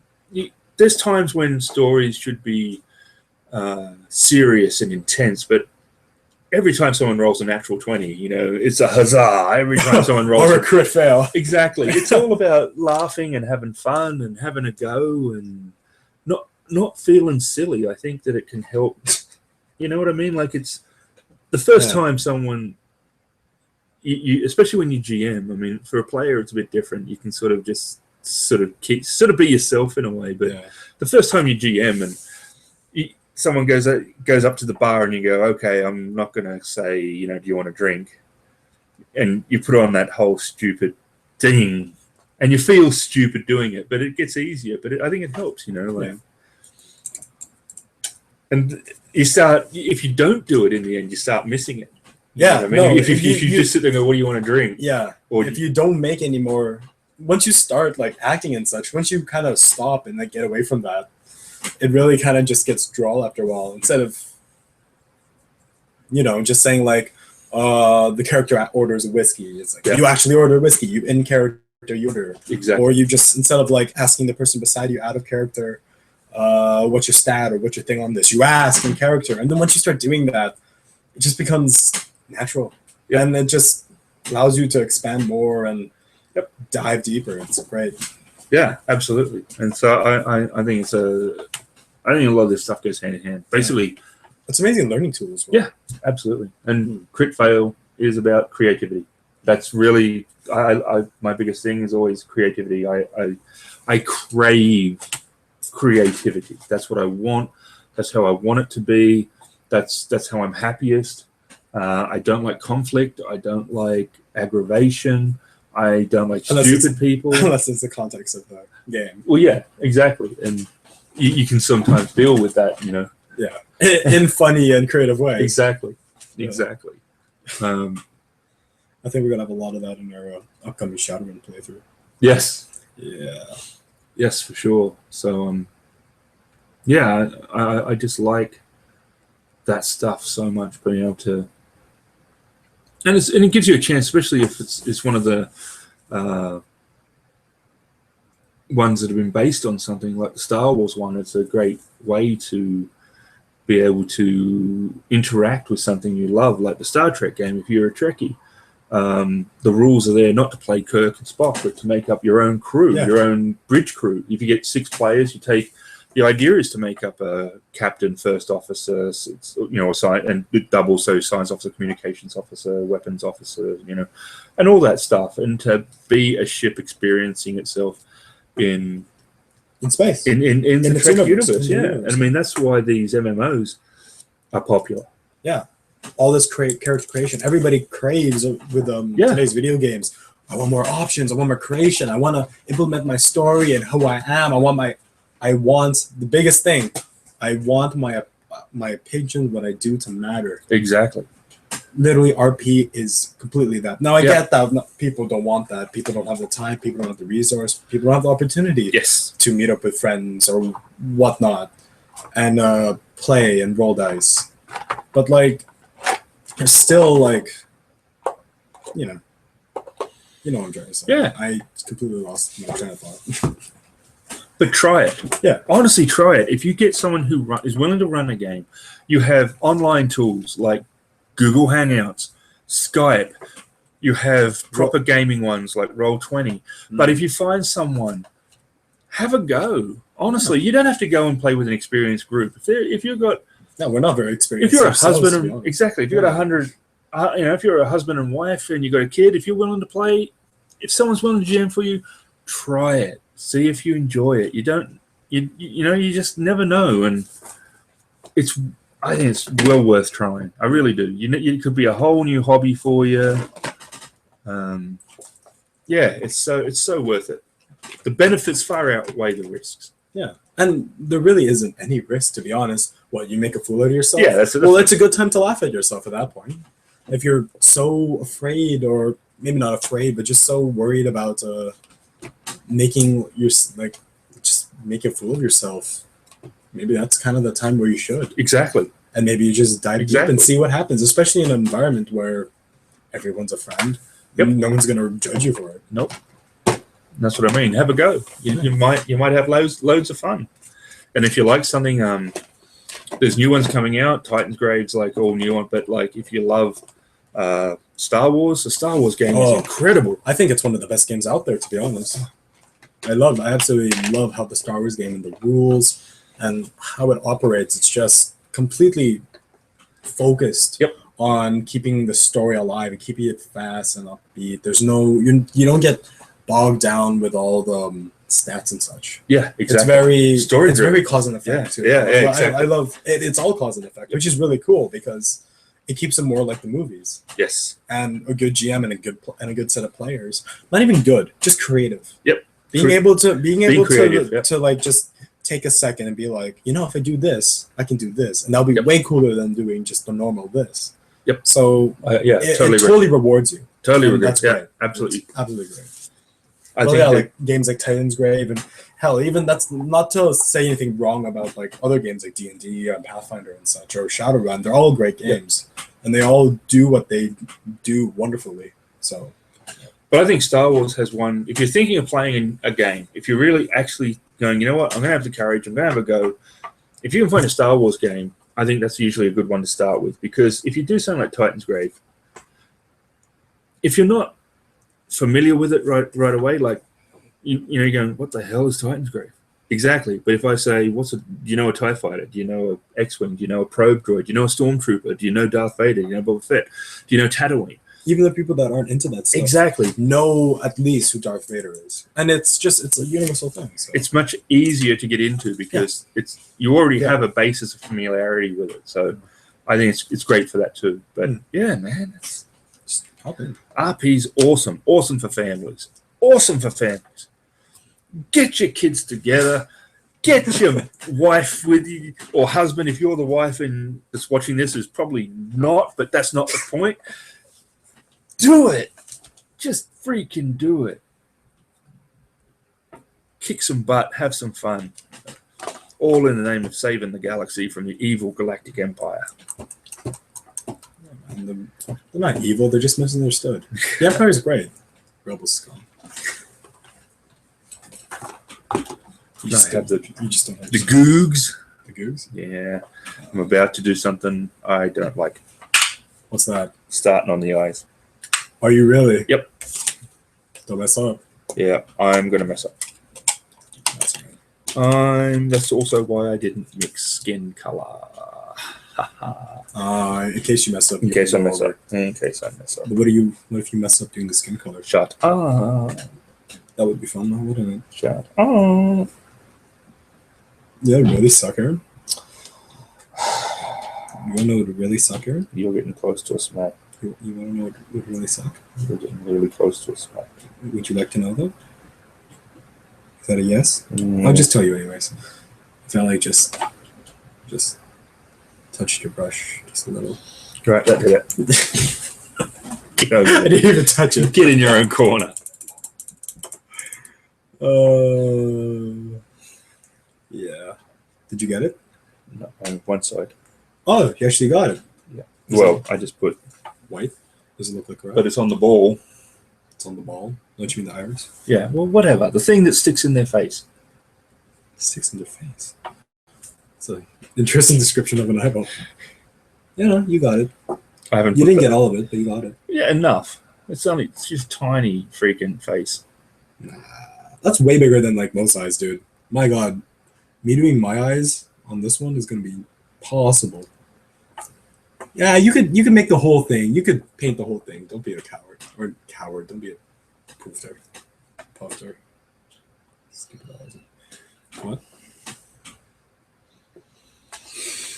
Times 25 glass will make this easier. Times 25 glass will throw you off. Every movement will like. Are you kidding me? Every movement, your brush will look like this. I know. You're just shaking. Times 25 glass is gonna be intense. I'm so good. I've just done Zorro on her face. Oh man.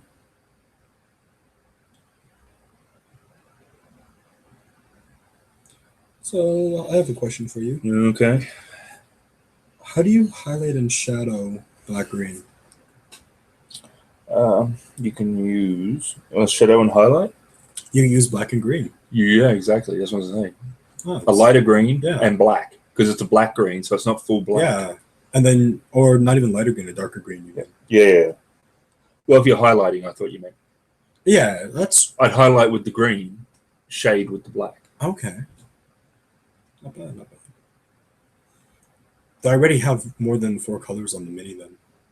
That's the thing. Yeah, so what? Because isn't it meant to be 3? And there's like the magic number.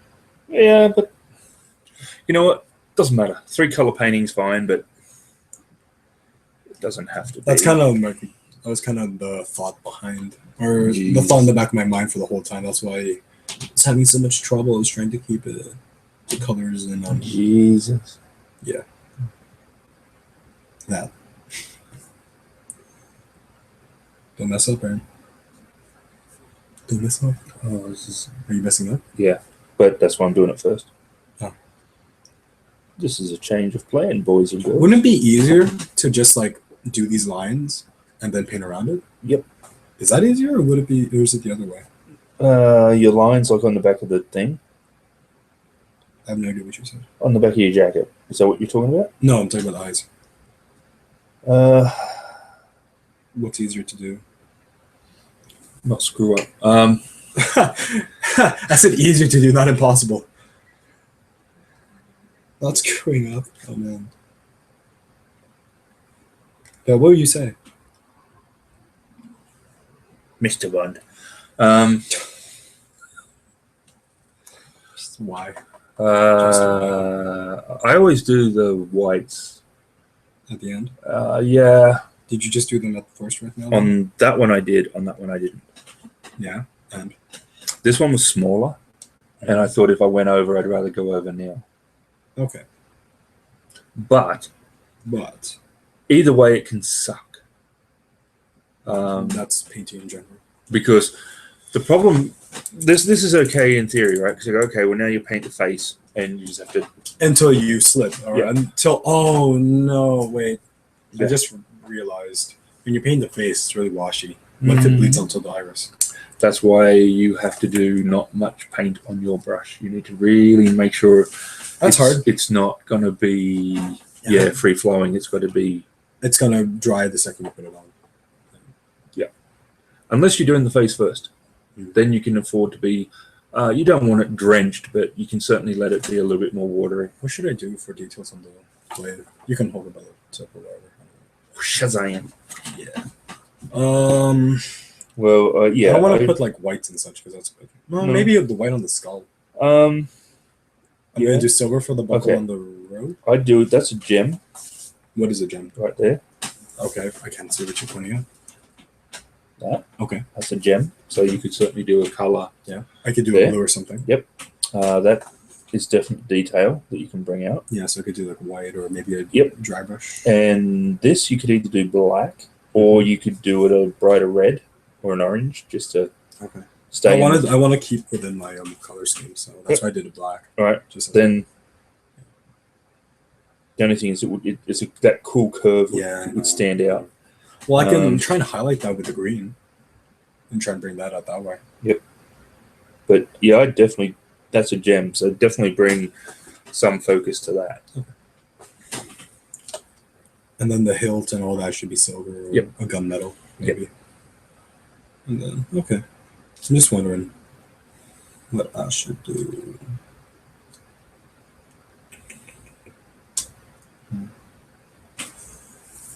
Cool.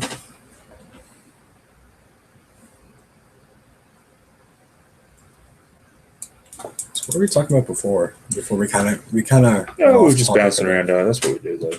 That's what we do. We just bounce around. Lots of ideas. Loads of ideas.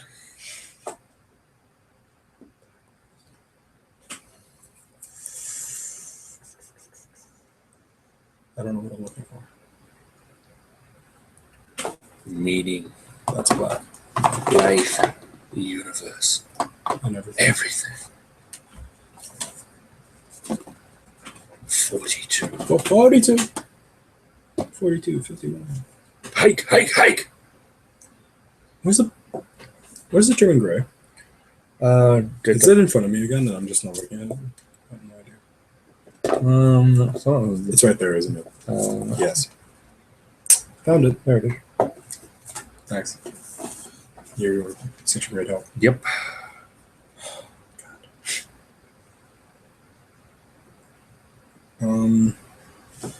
Yeah. This make you look ridiculous.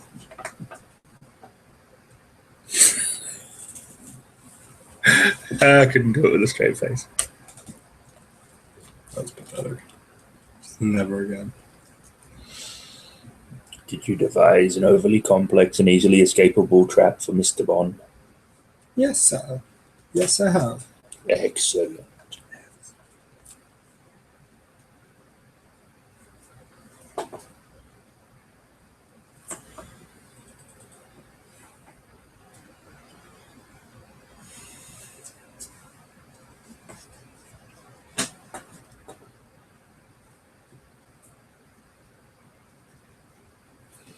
And I'm just about done. Nearly.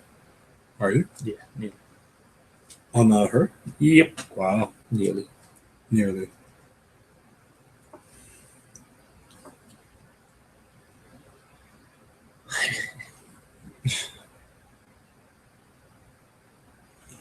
Man, this arm is really getting in the way of me painting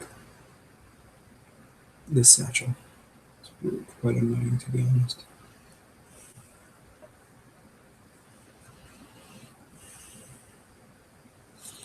Yep. Yep.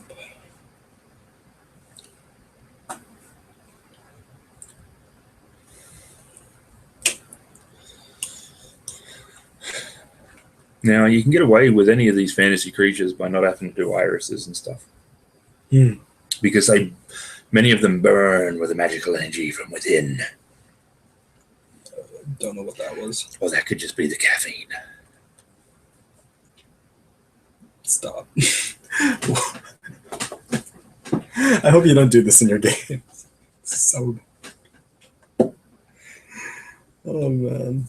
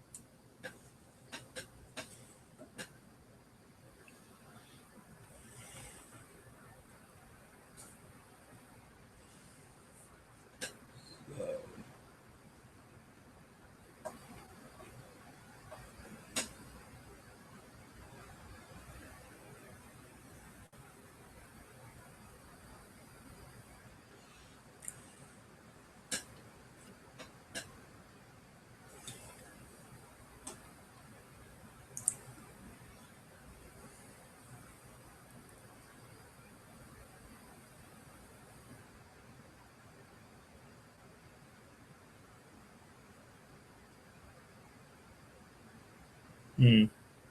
Yes. How's that going? Did you get it? Yes, no. Yes, no. Yes, no isn't good.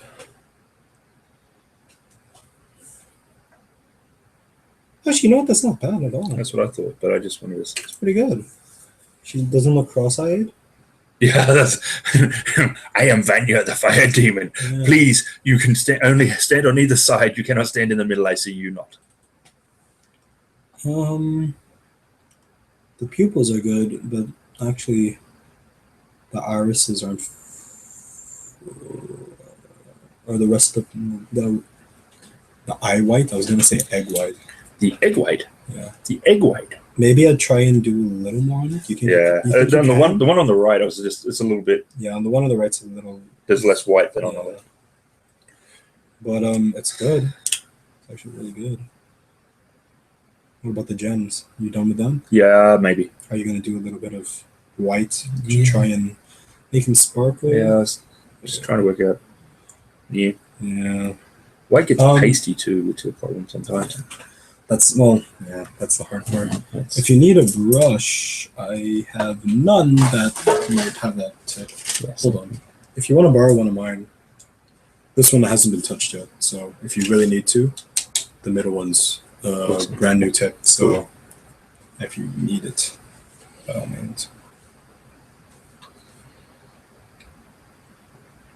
I just wow, couldn't even speak there. I guess just to start doing the flesh tone. Wow. I guess I should start doing the flesh tone on this. How do you do that again? How do we paint flesh again, Aaron? I think it's best when you mix it with something, personally. Where's the case? I think you really have to mix it with something to.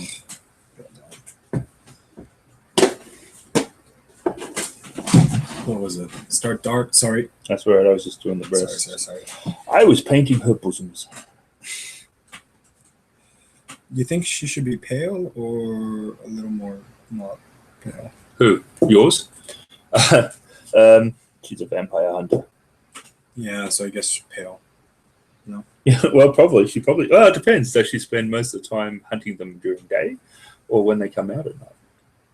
Probably at night because that's She's pale. She doesn't have much sunlight. Okay. Caucasian flesh base, and then maiden flesh upper or wash, I guess. And then, what do you say? Like I said, red glaze, right? Like a red, really thin red wash on top. Then you could always try that. Okay. Would this not be too dark? Well, don't use much of it. You're using it to thin as much as anything. Fair enough. Also, what about the Citadel one? Pastel? Yeah, you could use that one too. The Gall Red's actually very nice. This is old. This is pretty old, actually. It sure is. The Citadel washes hold up better than the bloody paints. This is wow. That's old.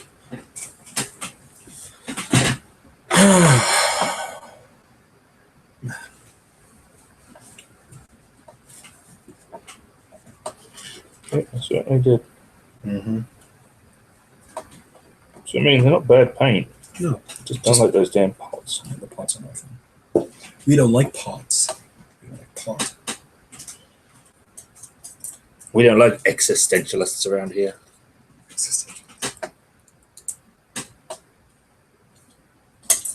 Was that a reference that I was meant to know about the Red Dwarf? Red Dwarf? Yeah. You said yellow labels are high pigment? Yep.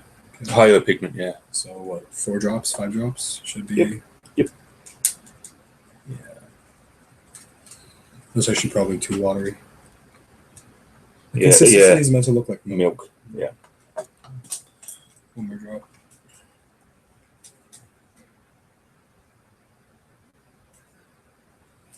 That should do it. Because I'm assuming not rancid milk. Because then you're just like, blop, blop.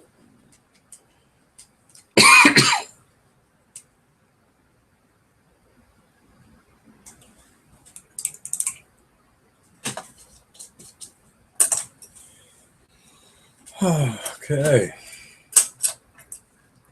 Here goes nothing, pretty much.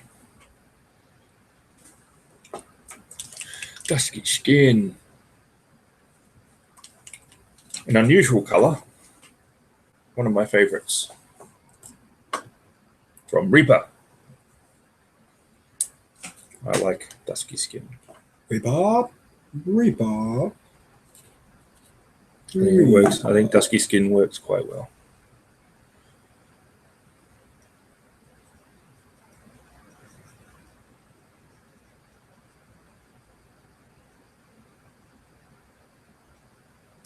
Man, this girl's even got like strong eyebrows. Yep.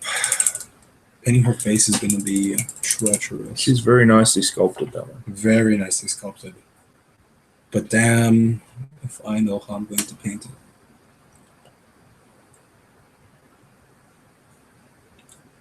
The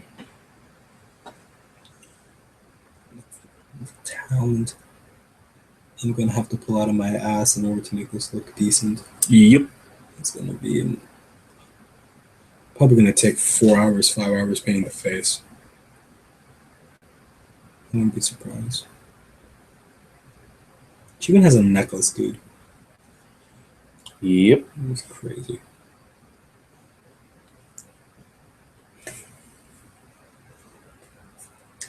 So, man, how long have I been actually painting this mini?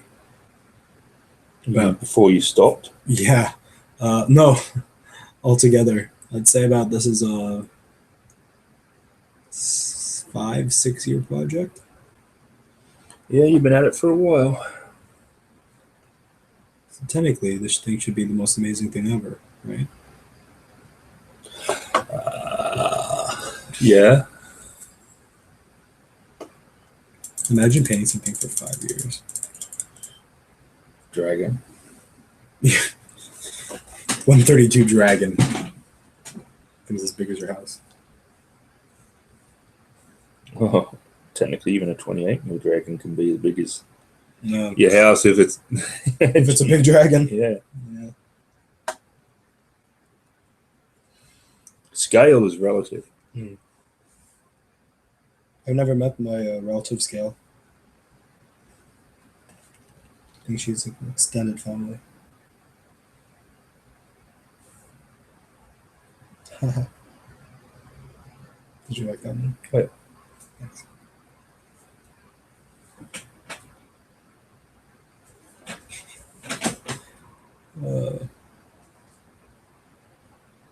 This. We've got a wash to do. A washer too. Yep. Huge fan of washes. Washes are what it's all about. Just paint minis and washers. That's how you should do it.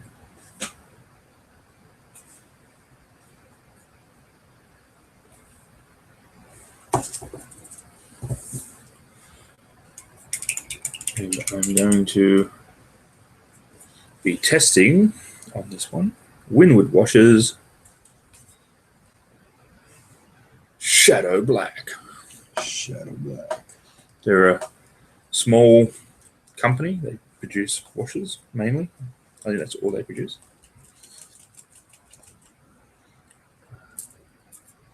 Come in two sizes. I'll show you the sizes.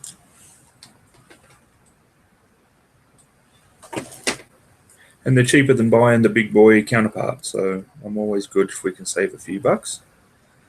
I don't think it's quite as even a coverage as the big boys, but that doesn't actually bother me too much.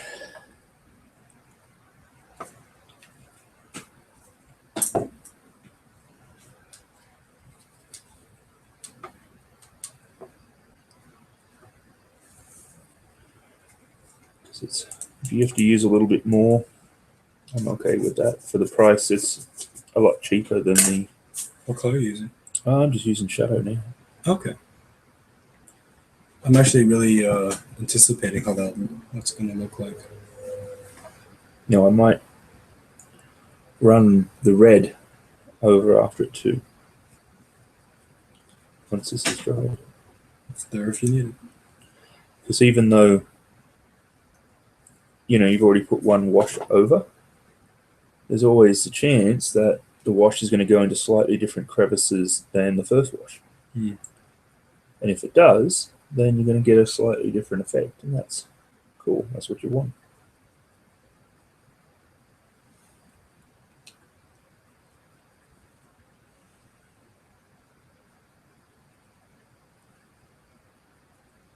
Washes also help to smooth out your blends and your transitions, and It tries to get away or get rid of the graininess of the paint as well. Yep. That's why so many people use the face washes on, like the GW stuff. I'm not saying the GW paint's crap. That's not what I was, implying. Just The way gamers usually paint is a little different than figure painters. Yep. And if you get that pasty look on your figures on the face, then a wash definitely helps to smooth it out and make it look a little more natural. Yeah, exactly. It gives it a little depth too, because it runs into all the crevices. It's really good for what it is. And because they're thinner, they can have a smoothing effect.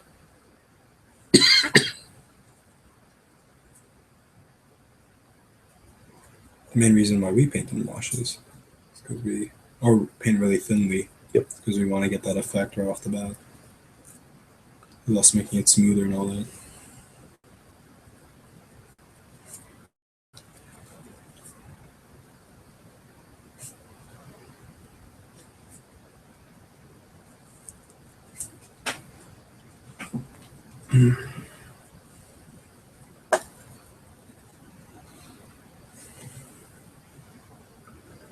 You're in the home stretch with her, I think. Congratulations. Did you try and do the eyes again? A little.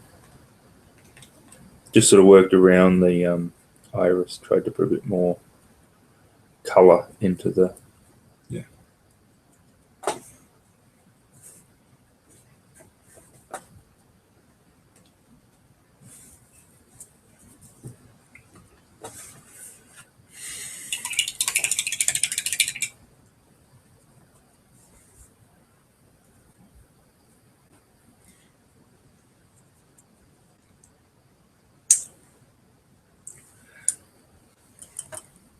Silver. There's one there, there, and there's a gunmetal around here somewhere. This will do. This will do. That will do. That'll do, pig. Stupid film. What film? Babe. Babe? Yeah. Mm. That'll do, pig. Never seen it. Can't really say that it's a stupid film. But on the premise that it's a film, I shall say it's stupid.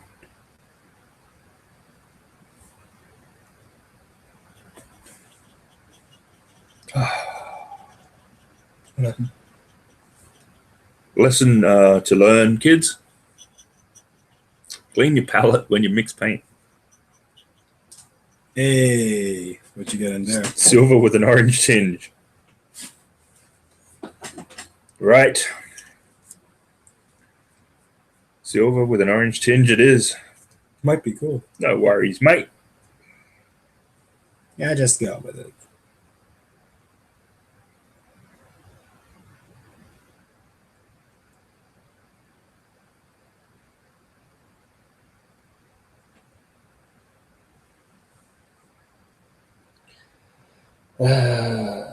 Cool, Bennett.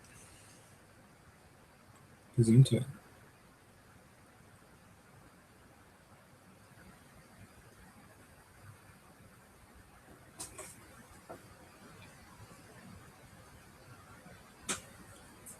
And these washes take forever. No, just doing skin. Oh, yeah. I'm still on my base. These take forever to do. I'm just trying to get a slight coverage too. I'm not getting perfect one. Yeah. Yeah.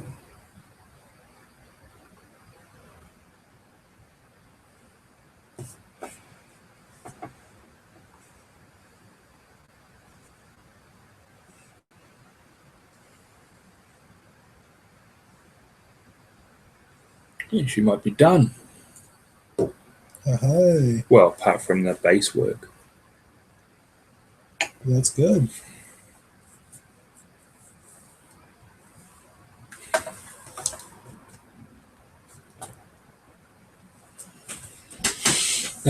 She's taking a lot of time. Mm.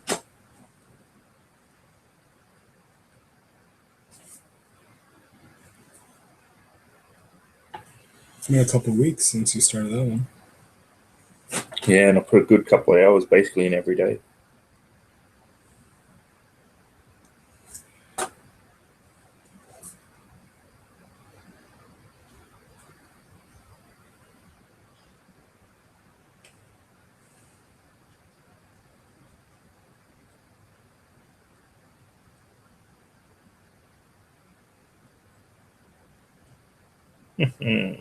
Yeah, I think I'm done. Nice. You're gonna do the red wash? Yeah, maybe.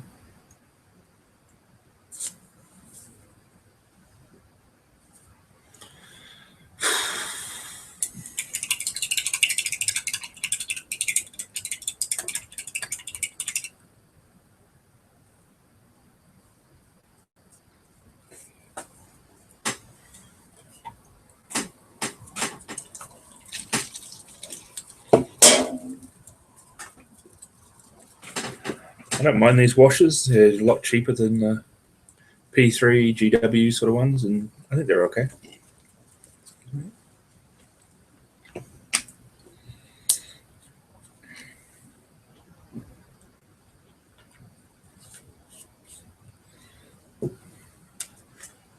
Just gonna do the red wash on the hair, not everywhere. Really? I thought you would put it on all the red parts. Well, I just mean I don't want to put it on the metal. Oh, yes. Oh, why not? You might give it a red tinge, no? The hair looks really nice. Though dark. Oh yeah. Looks dark. Hopefully the red wash will actually brighten that up a bit, maybe. Though it looks like a dark red. Do you want to try the one more? If you want to do one more, you want to try the ball red? Yeah, because this one's a blood red. Yeah. The ball red actually might if you put it on where your highlights are, a couple layers maybe, or maybe not a couple layers, but a layer. That might be pretty cool.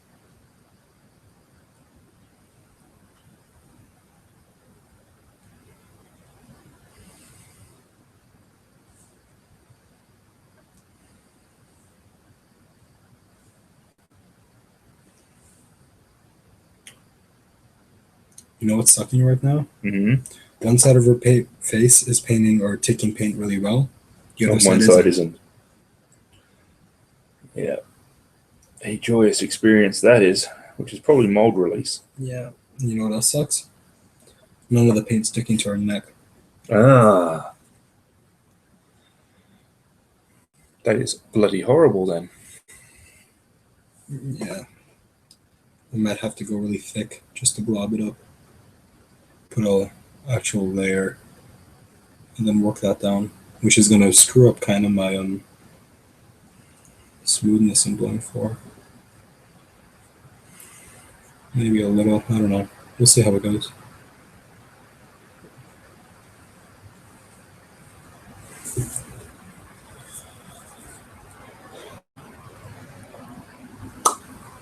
Yeah, if it's not sticking to the neck, that's a problem. Yeah. She's going to be a gray neck.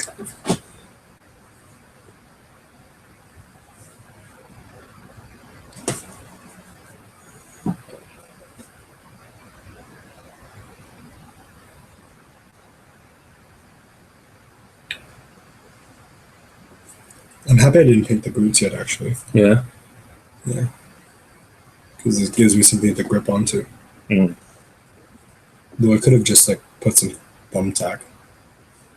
Blue tack, you mean? Yeah, blue tack on the bottom and then just hold it like that, but you know.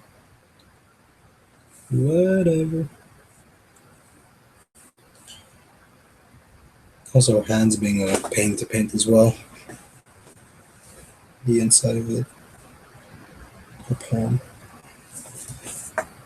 Which is also going to have to be clever because usually the palm is lighter than the outside.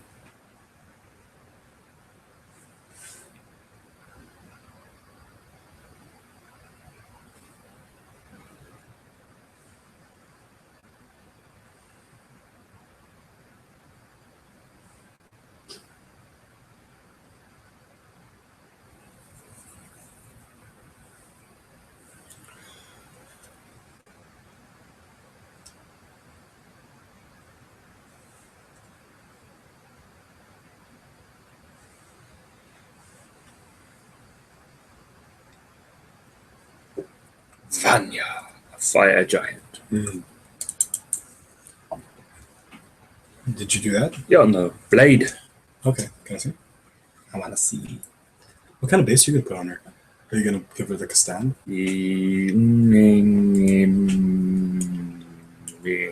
Yeah. Yeah. What about her teeth? What about teeth? You going to paint her teeth? Oh, she's showing teeth? Yeah, she is. You didn't even notice? No. No, I thought she was just like, oh. No, she got a scowl going, man. Angry freaking scowl. You got teeth. Also, look at her face, around her top lip a little more. You have a little, I think, a touch up maybe. All right. Yeah, she has an angry scowl. She's like, good luck with that. Look at her mouth. Ah, bloody hell. You ain't done yet.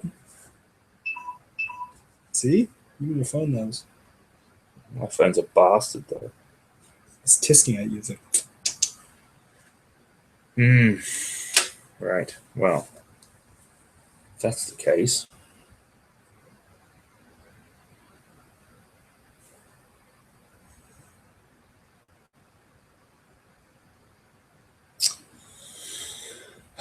Her teeth are black because she has bad oral hygiene. or she just took from the Japanese, the ancient Japanese. Oh, that was horrible, that was. Yeah. I don't know what the hell that was all about. Yeah, that was a weird custom, that one.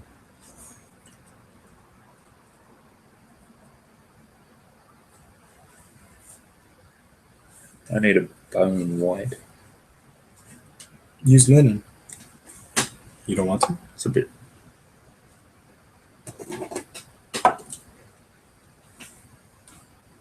I'll go with the linen. Linen with a drop of borax. Actually, I use gray. All right. Since it's in her mouth. Hmm. Because brown made it look like she just like ate a little bit of chocolate. Oh, use the metal. No, you could, kind of. It'd be an interesting effect.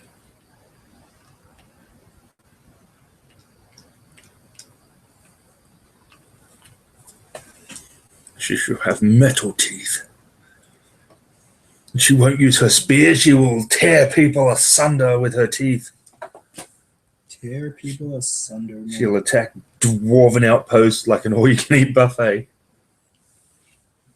That's just terrible. That makes me really feel for the dwarves.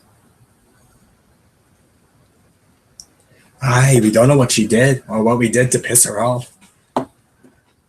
She attacked our mind. Why? I don't know. Why do I have such a bad accent? Random half dwarves. Yeah, actually, that's never been a class. No, they never had a. That's because I think nobody wants to be a half dwarf. Because what would you be? You'd be a 6 feet with 5'8". You'd be like the world's tallest dwarf. Yeah, pretty much. You'd be a human, kind of. Yeah. Yeah. What if? Oh my god! Maybe what if that's an elf and a dwarf like mated? They'd be a really hairy elf or a really hairy human. That's what you'd be. a really strong. Maybe that's what a human is. That's like the breed between an elf and a dwarf. I guess it just never worked. Yeah. Oh my god! What if about a gnome and a dwarf? Just this tiny motherfucker. Could be very good with tinkering. Yeah. Well, aren't dwarves already really good with tinkering? Yeah, I guess They'd be like expertly good with tinkering. That was probably the problem with gnomes before. They changed them now in games, but I guess that was the problem. Dwarves used to be like really big Because machinists. what would right? what are you going to do with them? Oh, you didn't use my brush? No. Why, is it not good enough? Man, did you look at my Same brush. Shut up, man. Same brushes, man. Why do you have to be so rude? Man. Rude.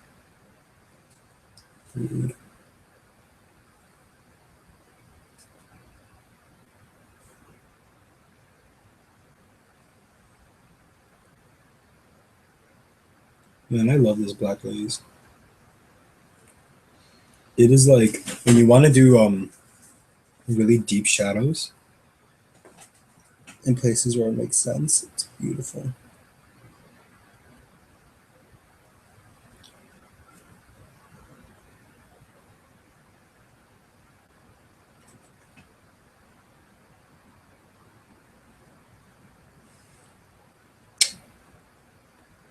Yo, you're eating your pen.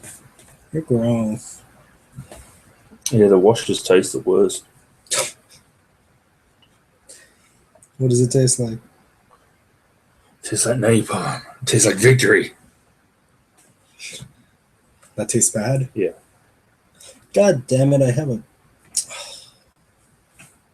She has a spot on her blood. Man. Let me wash that off. Kinda. Come on, get her for ass. Yeah, get out of here. Yeah. Screw you.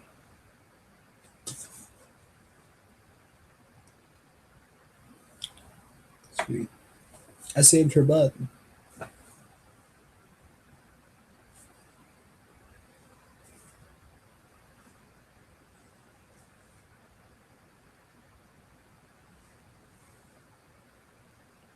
So, you have any cool topics?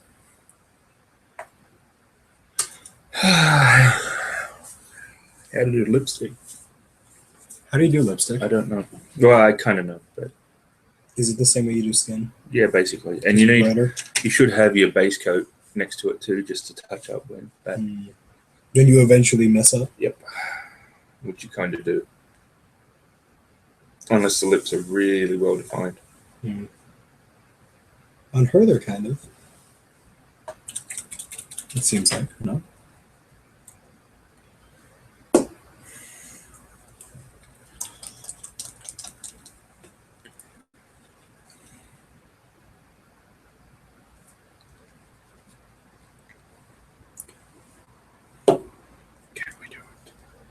Can we do it? No, we can't. No, it's fucked. Yep.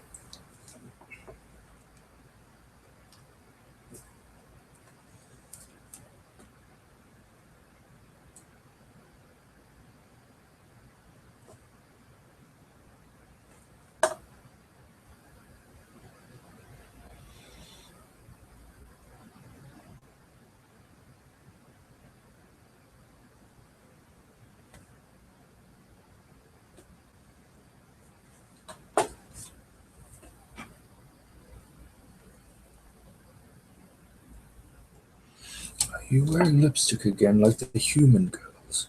No. They can't come in lipstick in my size. I've had to use a bloody dwarf.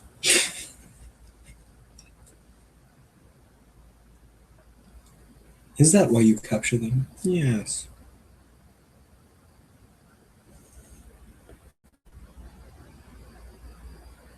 The dwarf, poor bastard, getting smeared.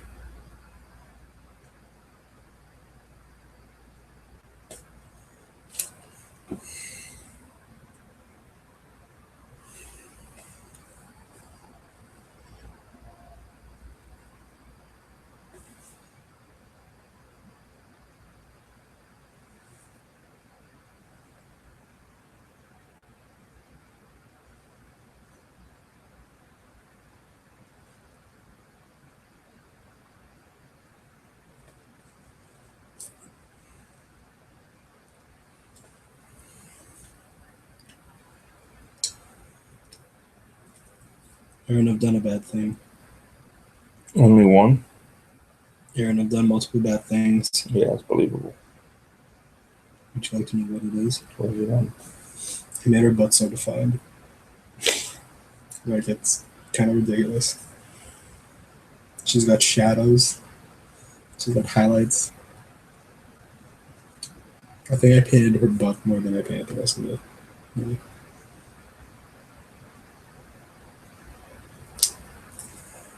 Yeah.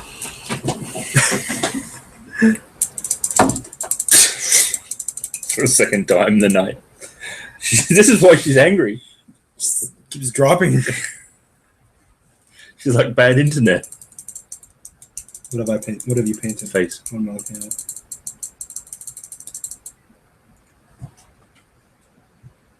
Now I'm gonna do another coat Of what? of lipstick. It looks like she missed a couple spots. She probably would. But you know how hard it is? That snarl is making it really hard to actually see where her lips are.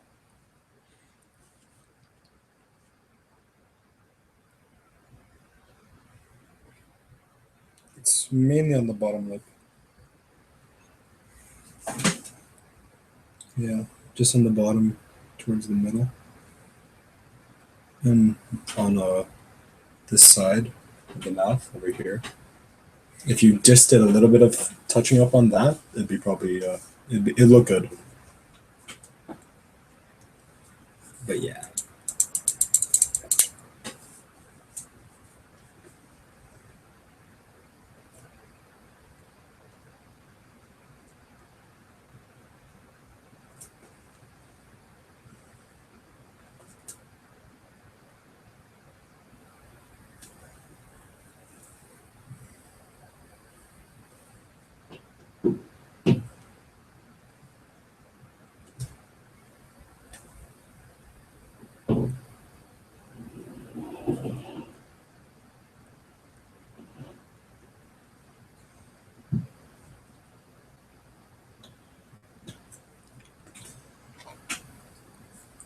Do you think I should just jump straight into the maiden flesh, or should I do a 50-50 split of the Caucasian flesh and the maiden flesh? 50.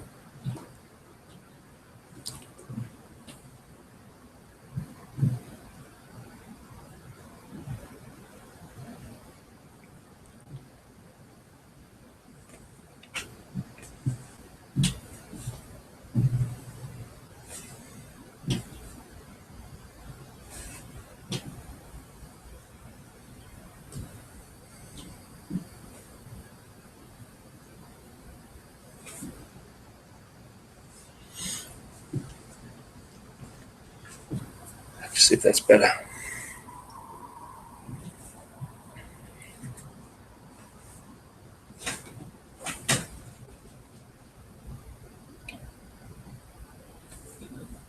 Excuse me.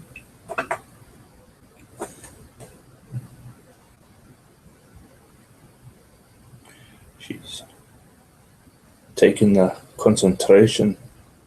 Yeah, it's hard to talk when in pain. Yeah, I wasn't having to do the finer stuff earlier, so it was easier. It was just that last bit doing the lips, and No bueno. that's certainly draining the brain. Yeah. I'm trying to do the face. But the face don't want to do. The face don't want to do what the face don't want to do. Mm-hmm.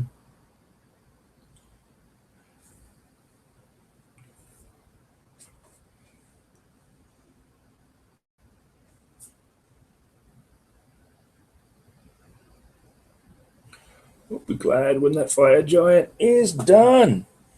Yeah, what are you going to move on to next? Cloud giant. Are you really? Because I'm an idiot. Oh boy. You're going to send both? No. Then why don't you work on something small scale and actually finish something? Because I won't have time to finish the cloud. After? Oh, after, yeah, but not. Yeah, but you're not sending it, so it doesn't really matter, does it? No. Yeah, so save it for another big one. That's what I would do at least. Save it for when you got a really good paint scheme that you want to use. Unless you already have that, then I'll shush my mouth, but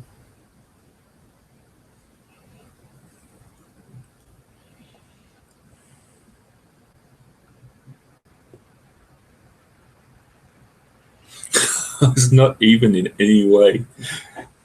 the lips. I wasn't even trying to do anything, but I kind of like this. Oh, is he? Wait, what am I looking at? Oh, the eye? Yeah. Oh, you mean like like the lines? Yeah. You weren't doing that on purpose? No, not initially, because I was just cleaning up, because I'm going to paint skin over, right? So that's kind of cool, yeah. but Try and do I that. did the other side. It was almost like tattoo, and I was just like, oh, I kind of like that. That's kind of like, she's like, yeah, do the two lines. That would be kind of cool. That's kind of interesting now. Yeah, that you've said it. Face, yeah. I'm thinking of a whole bunch of stuff I could use it for.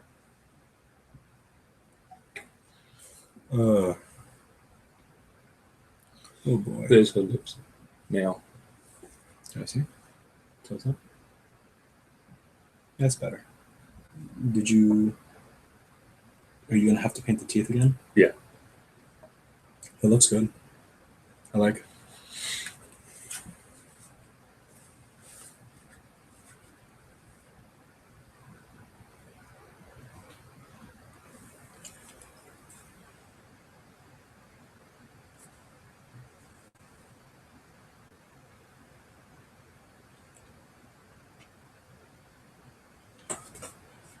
When you're done with that, or Dr. Visor? then you can you see this? Oh, yeah. Yeah. Just want your opinion.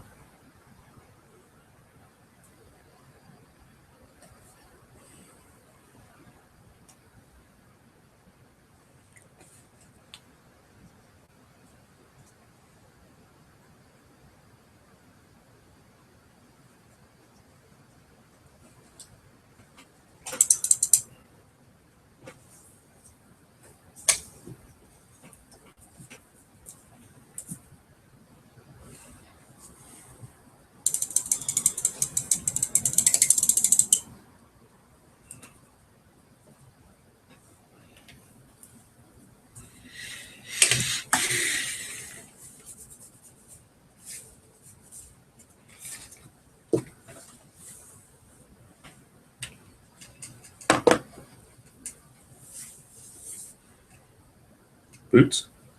No. Check out the pants. It's not the jacket, the jacket I haven't touched. The rope and the skin. The skin, I'm doing the thingy where I'm letting the gray Yep. show through. Yep. Tell me if I'm missing, if it's not even, or, not, or if it is or isn't even. Get that away.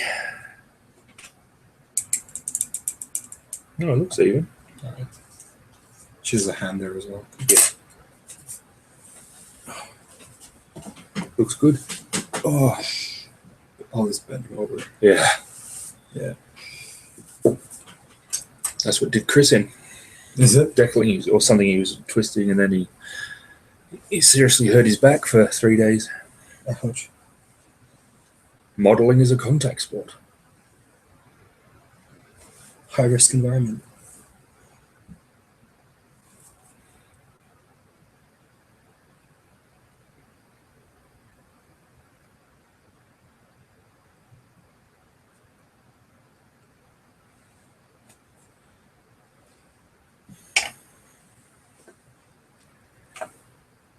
Yeah, I got to do some basing now for her, so I'll let everything dry, I think, on her. Overnight properly. Hmm. Then use the Liquitex, which is my favorite shit. I love the Liquitex. Put some sand and gravel and stuff. Kind of wish I had helmet or something, dead or a dead donkey or something. A dead donkey? Yeah, scale, like. Oh, to show scale? Yeah, because she's. Why'd you find a skull? Do a space marine. Crank out a space marine and just take a skull from one of the things. Cut it off. Look and see what I got, because she's huge, so something to proportionately speaking. So to show some scale would be cool. Hmm.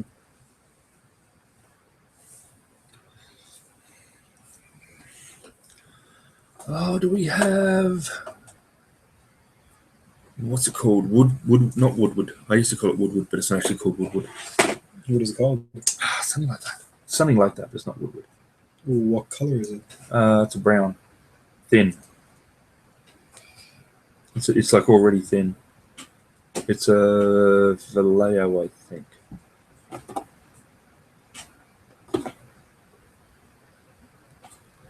Woodwood. Panzer Aces. There's another. Yeah, I thought there was another too. Dark one, like a wash. There's a Model Air one that I know, but I can't seem to locate it. That's it. This might be it.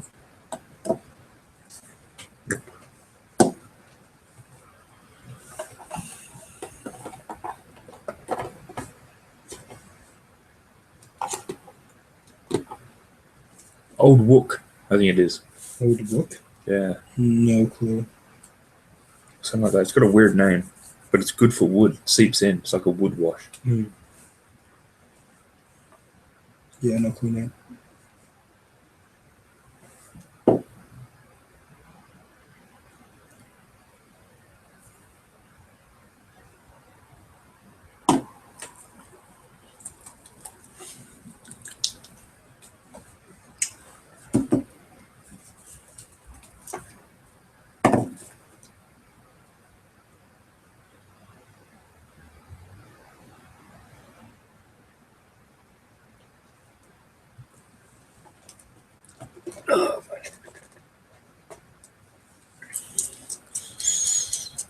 Might use some Ogren Freth. Might be on the desk downstairs. Do you have any paints downstairs? I don't know. Oh, no, man. I use the sepia when you're free.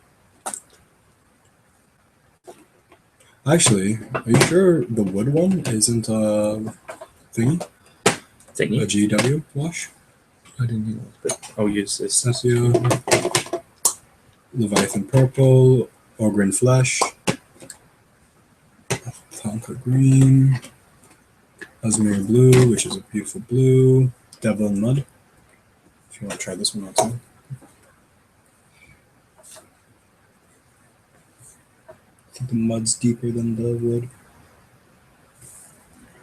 Yep. So how light or how many layers should I do this? Should I do it until it's like not see-through anymore? Or? No. Do you want to have some see-through? Because if you do, you're in totally. Yeah, but like, what should I do? Because like at the end result isn't not meant to see any gray, but you are meant to see like the disproportionate of the. Yep. skin. So I'm not really sure how to do that.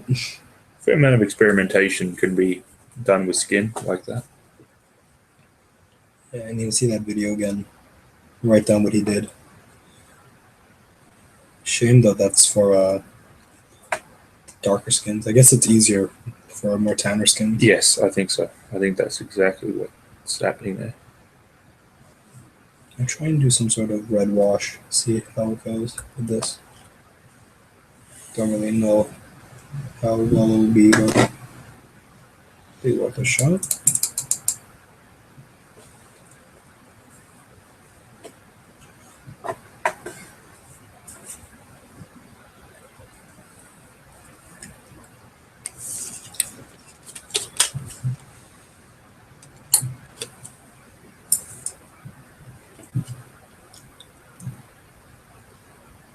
Oh, bollocks, we probably missed a meter shower. It was all night, I think. But you never know. Is it? That'd be cool if it was on all night.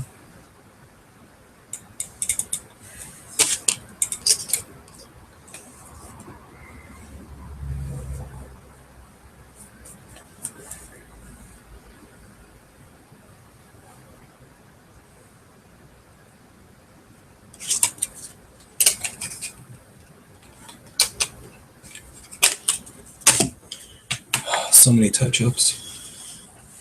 How's that going? Good. I'm letting it dry now, I think. And I'll spray some matte varnish on the morning. Just to cover all that.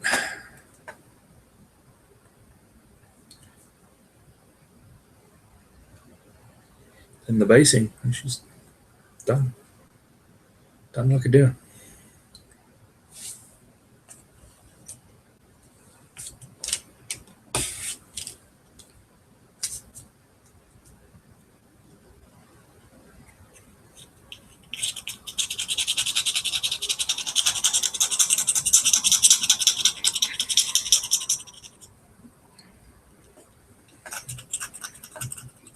Get some small shrubberies. Shrubbery? You should put. You should make a tree. Oh no.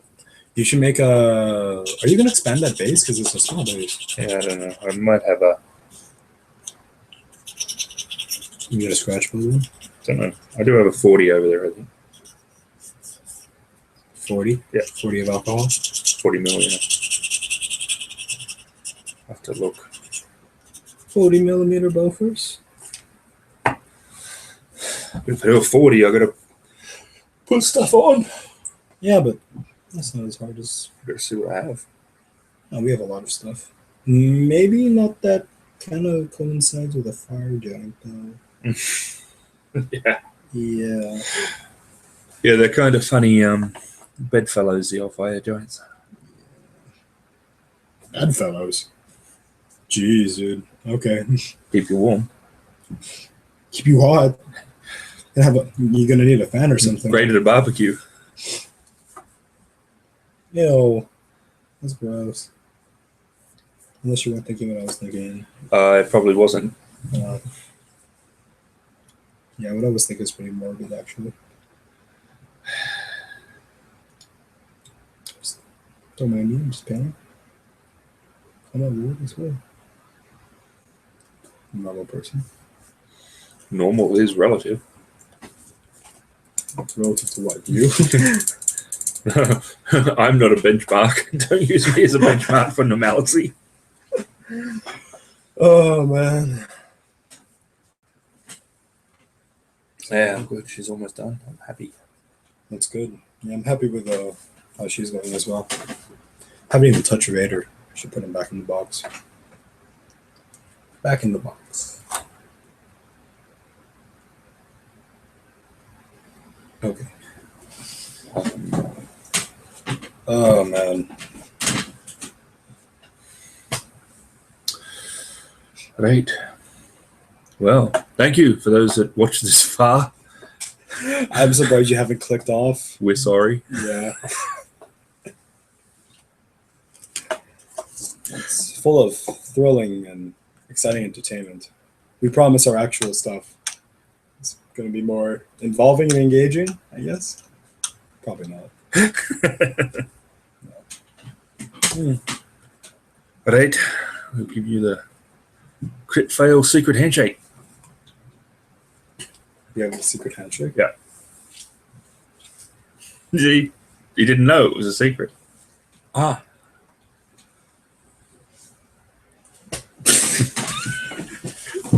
How to overact 101. Horrible. All right. Take it easy, guys. Adios, amigos.